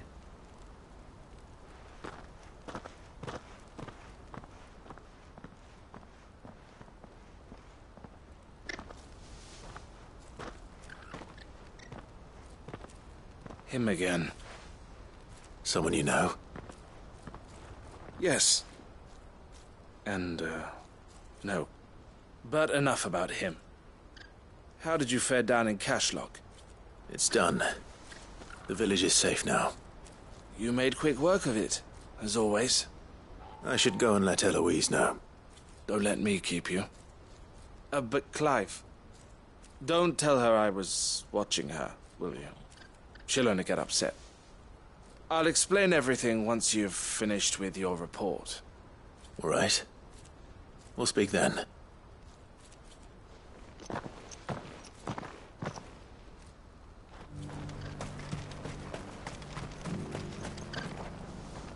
Eloise, I just got back from Cashlock. The village should be safe now. Thank you, Clive. Here, something for your trouble. Well then, now that you have laid the groundwork for our little project, I suppose we'd better finish the job. The first thing we'll need to do is make sure our offer for the bearers is accepted. You're still in negotiations? We are. A trusted colleague has been dealing with the Fist on our behalf, but things have been trickier than we anticipated. I suppose it's to be expected. This is the army we're dealing with. Fighting's what they do. But we shall emerge victorious in the end. Well, if you need any help, you know where to find me. I'm not sure I do. But thank you, all the same.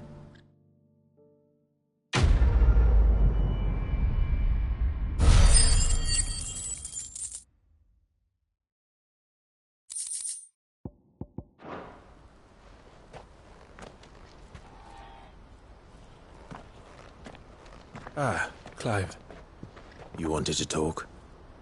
The man I was watching earlier, the one speaking to my sister, he represents the Silver Peak Consortium. It's one of the bigger trading houses. I don't think I've heard of them. Well, every trader in Dharmekia has. They operate across the length and breadth of the Republic, and they're still expanding.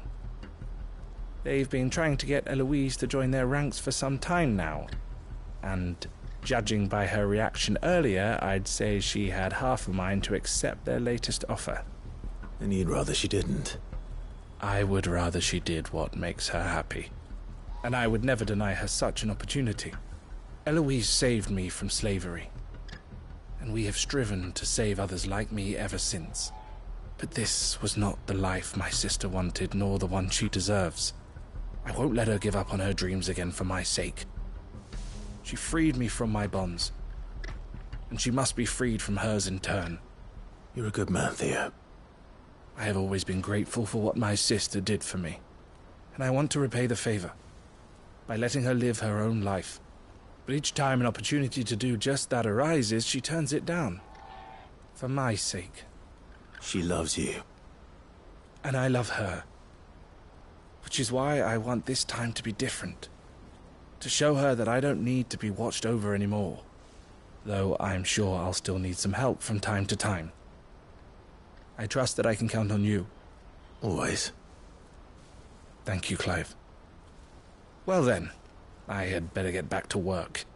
These bearers aren't going to move themselves. That's a job for the Crimson Caravans.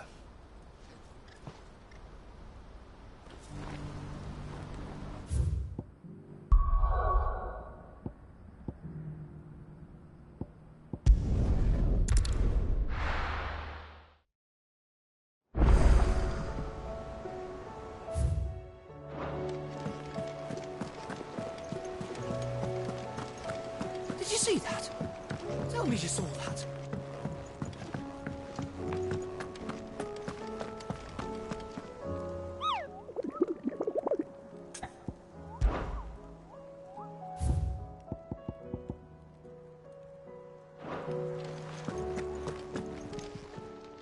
Welcome to the Patron's Whisper.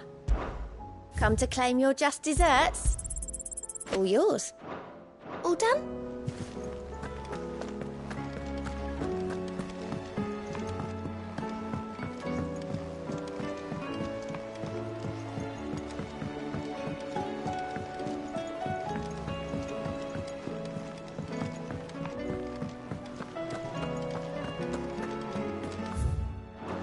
Did you see the pair that got hauled into tyres?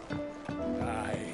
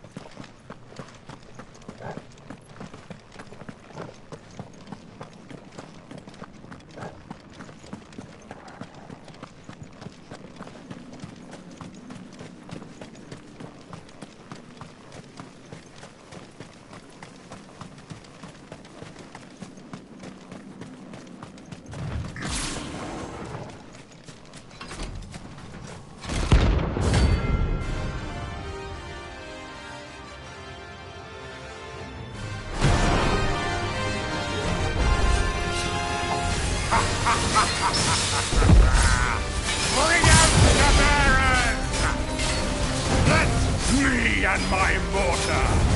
Purge them of their sin! You'll regret doing my mother's bidding. Still!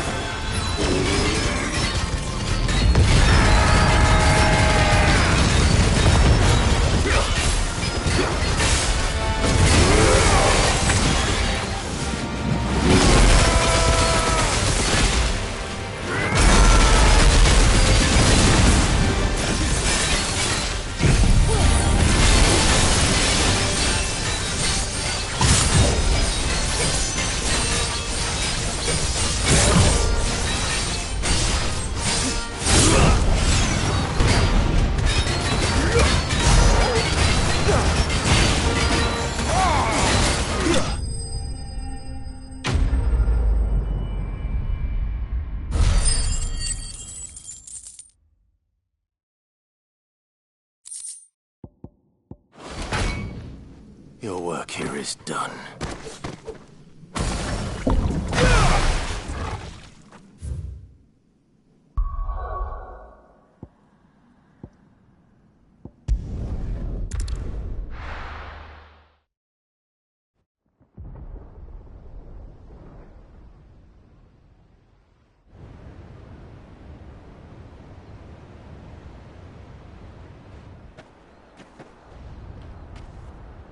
Sounds like thunder.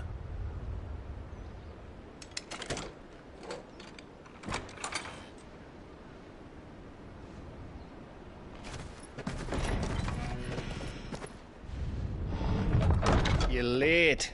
I was starting to think you'd stumbled off a cliff. I seem to recall that was you, Gav. Good to see you. Any trouble on the road? Nothing we couldn't handle. I knew you'd come. Is that who I think it is? Yes. Allow me to introduce my brother, Joshua. Clive's told me all about you. Or even listening most of the time. Name's Mididol, but everyone calls me Mid. My lady. Hey?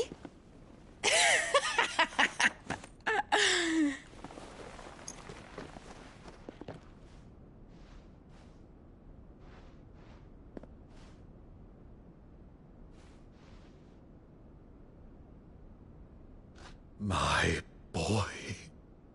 Uncle Byron. It's really you. I never thought I'd see the day.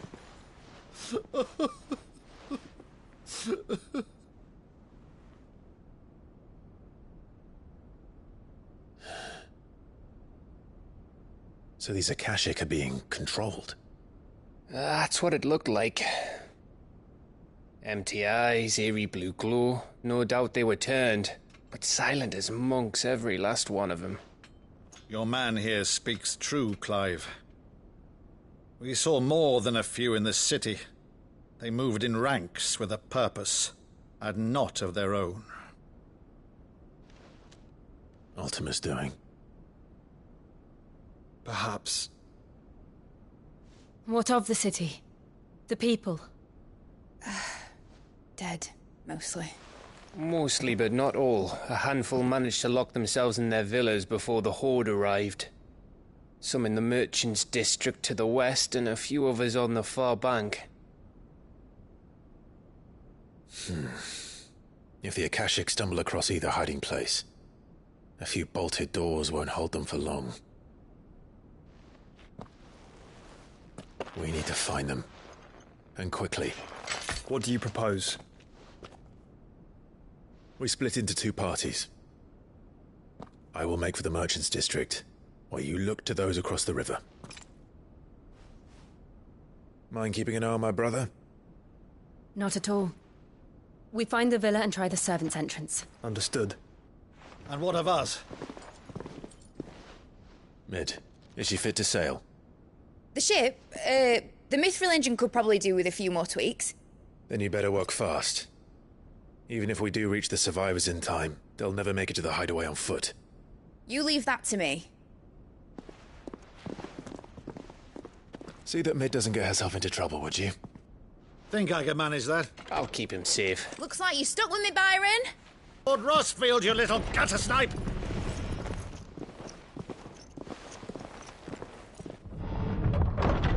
Shall we then?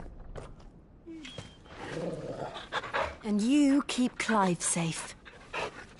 Be careful. Both of you. You too.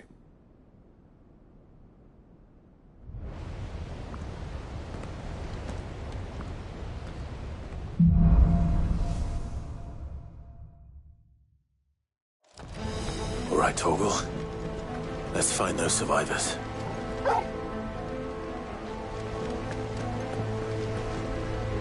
They don't stand a chance against those things.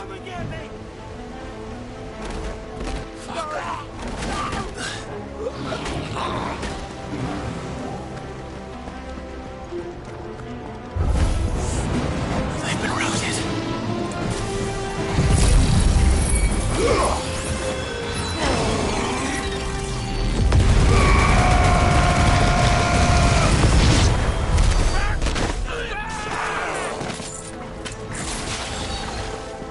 They're wearing Waluta armor.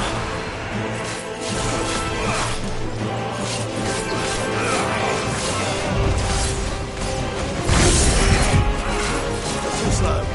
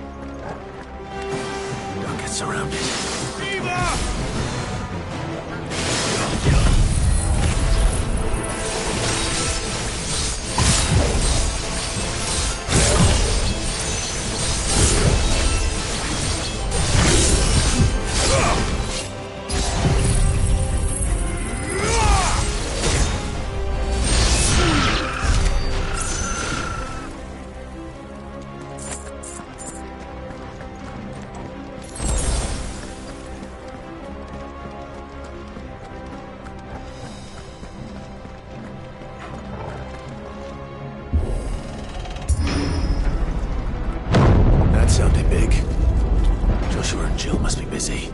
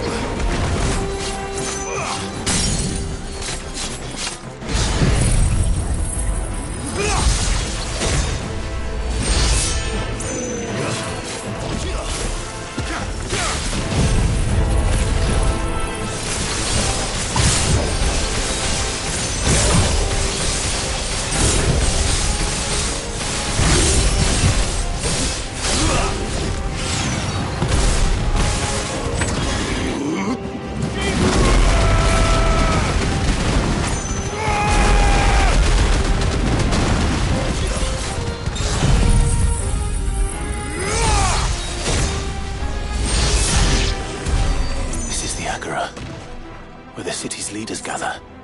There may still be survivors inside.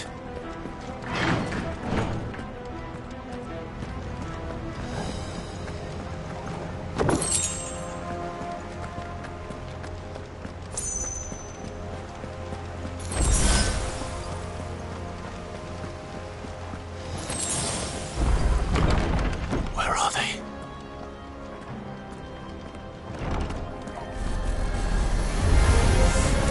These creatures.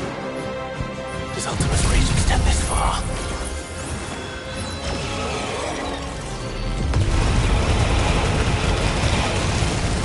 What the hell is going on? Where is your master? What does he want?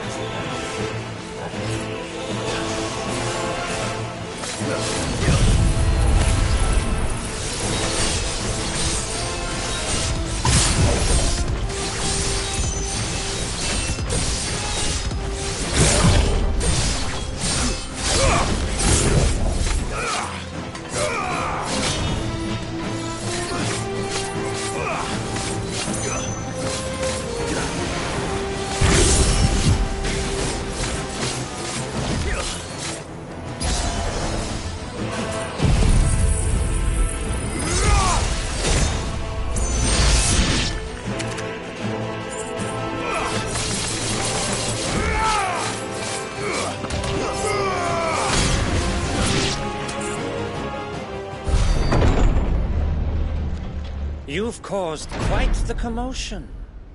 But then I would expect no less from you, Muthos. You again. I don't believe we've been introduced. You were in my family's crypt. And now you're here. With an army of Akashic thralls. Manners, Lord Rossfield? They are men, like you and me. Albeit ones unburdened by the wills that drive our kind to madness. They are pure. They are divine. What? And they are all that remains in this once raucous city. You'll pay for what you've done. As you wish. I confess I have been very much looking forward to this. Pardon me this indulgence, Your Majesty. The vessel shall not be spoiled.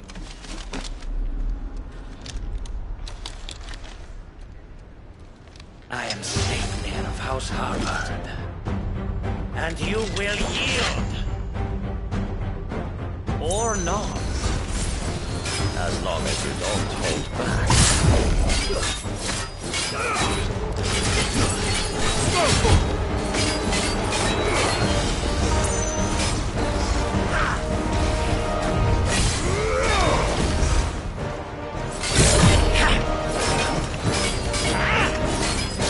Get him!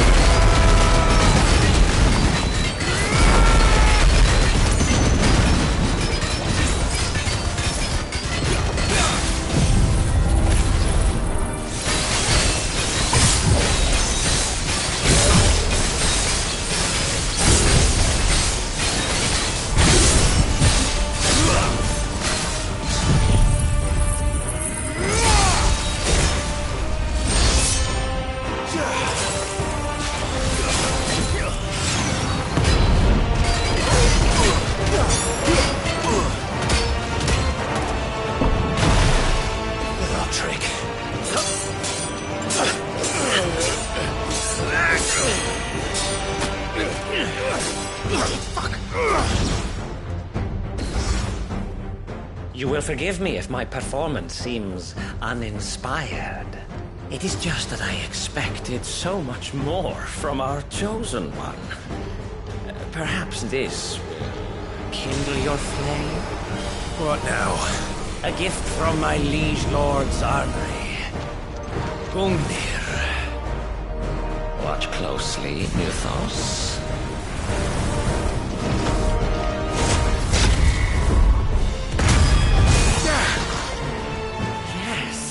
Yes!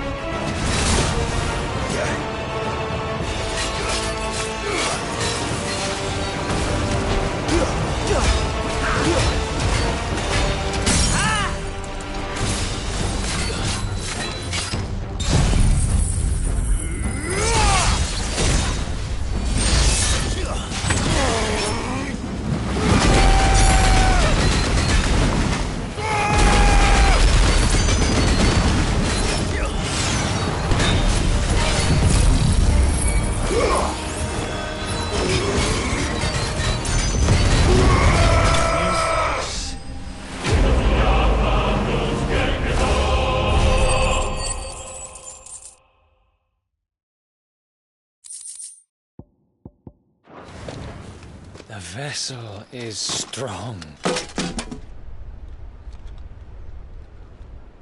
My liege.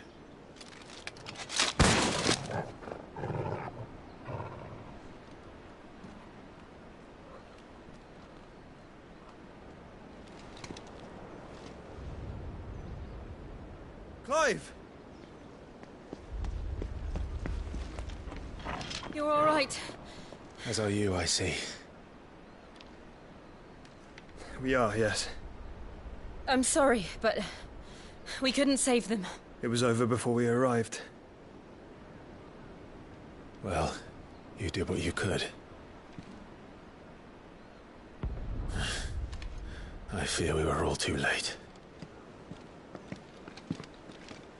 What's wrong? Nothing. I hope.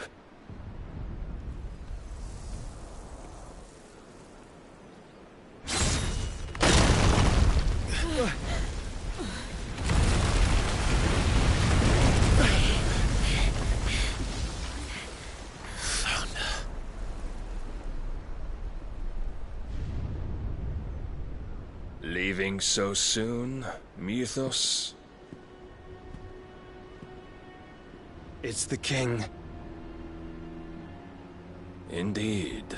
You may kneel before Barnabas Tharm, Warden of Ash and King of Waloed. Get back.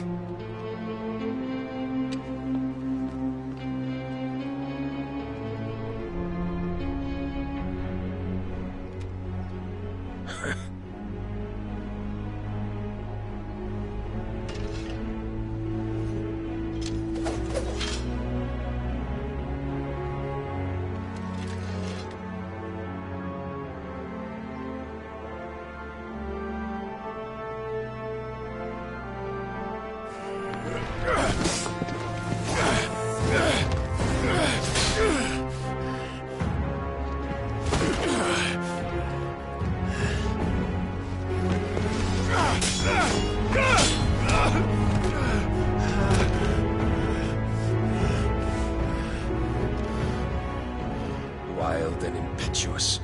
I expected more of the boy who bested my Lord Commander. Yet I see why my master covets you so. The power within you, Mythos. The potential.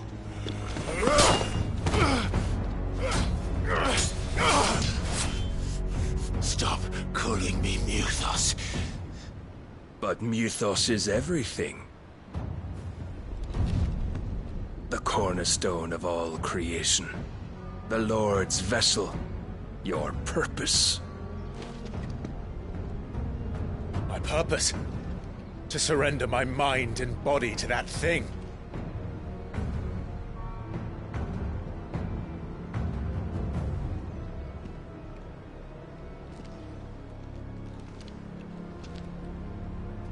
No, Your Majesty. My purpose is my own. I made a promise to my friends, to my people. And nothing is going to stand in my way. You would allow this delusion of free will to bar your path to greatness? Truly, your volition is a cancer. One that must be excised.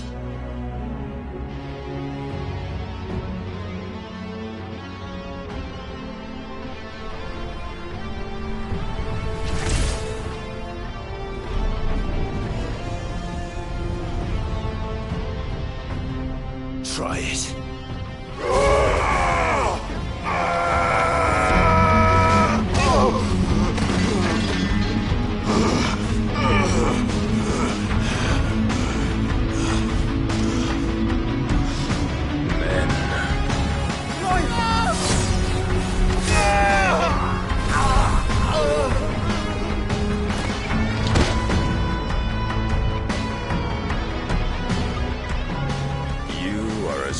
As all the rest. Joshua!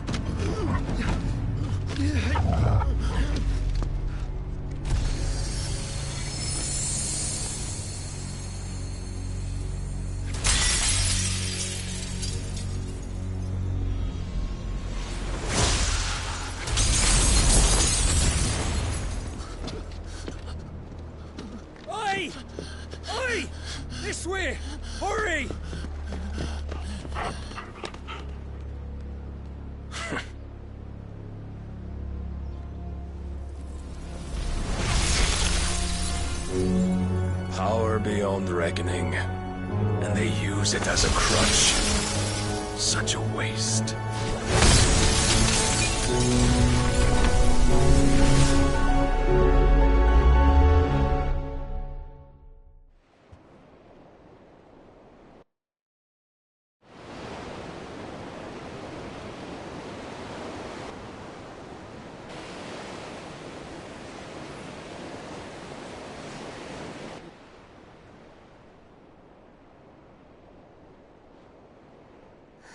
Will he be all right?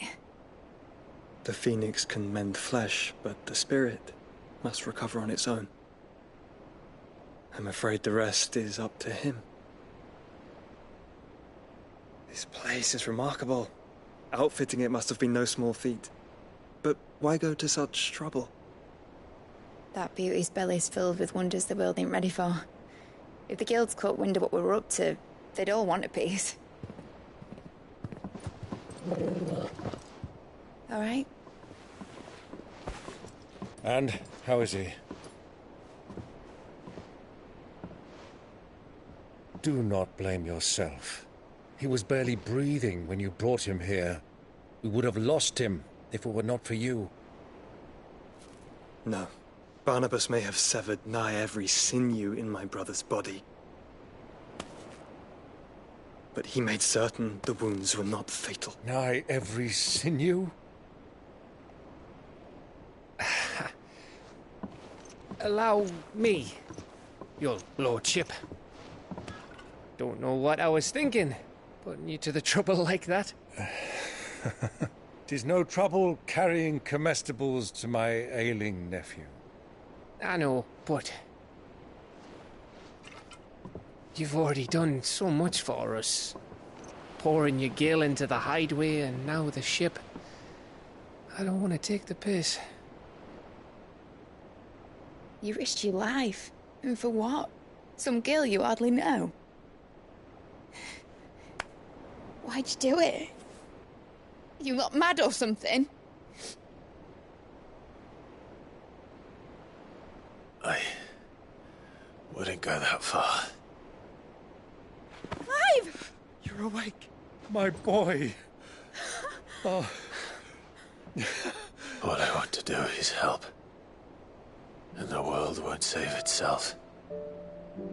It was Sid. Your father, who taught me that. Sounds like him. Don't you dare do that again. What of the Royalists? Fucked off, the lot of them, along with the galleon. With the king on board, no doubt. The Iron Hair wouldn't sail without him. Clive.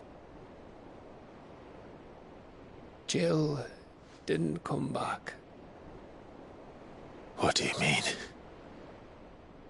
She kept the king busy while the others dragged you out.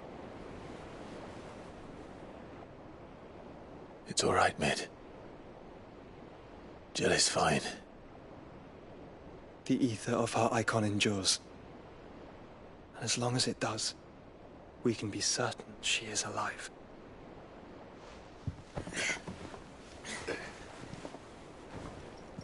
We must pursue the Black Galleon. Jill will be with the king, I'm sure of it. Well, good luck catching him, because my ship's going nowhere. It's the Mithril engine.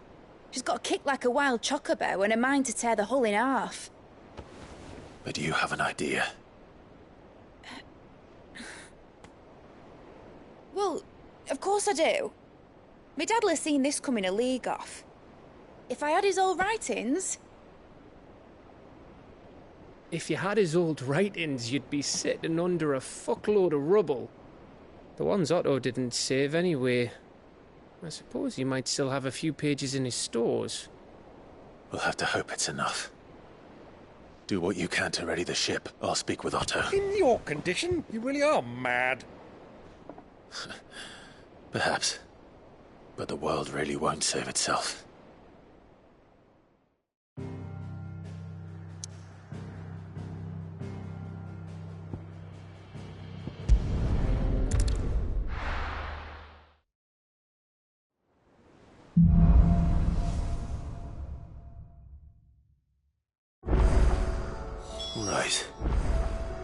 Gav said that Otto might know something.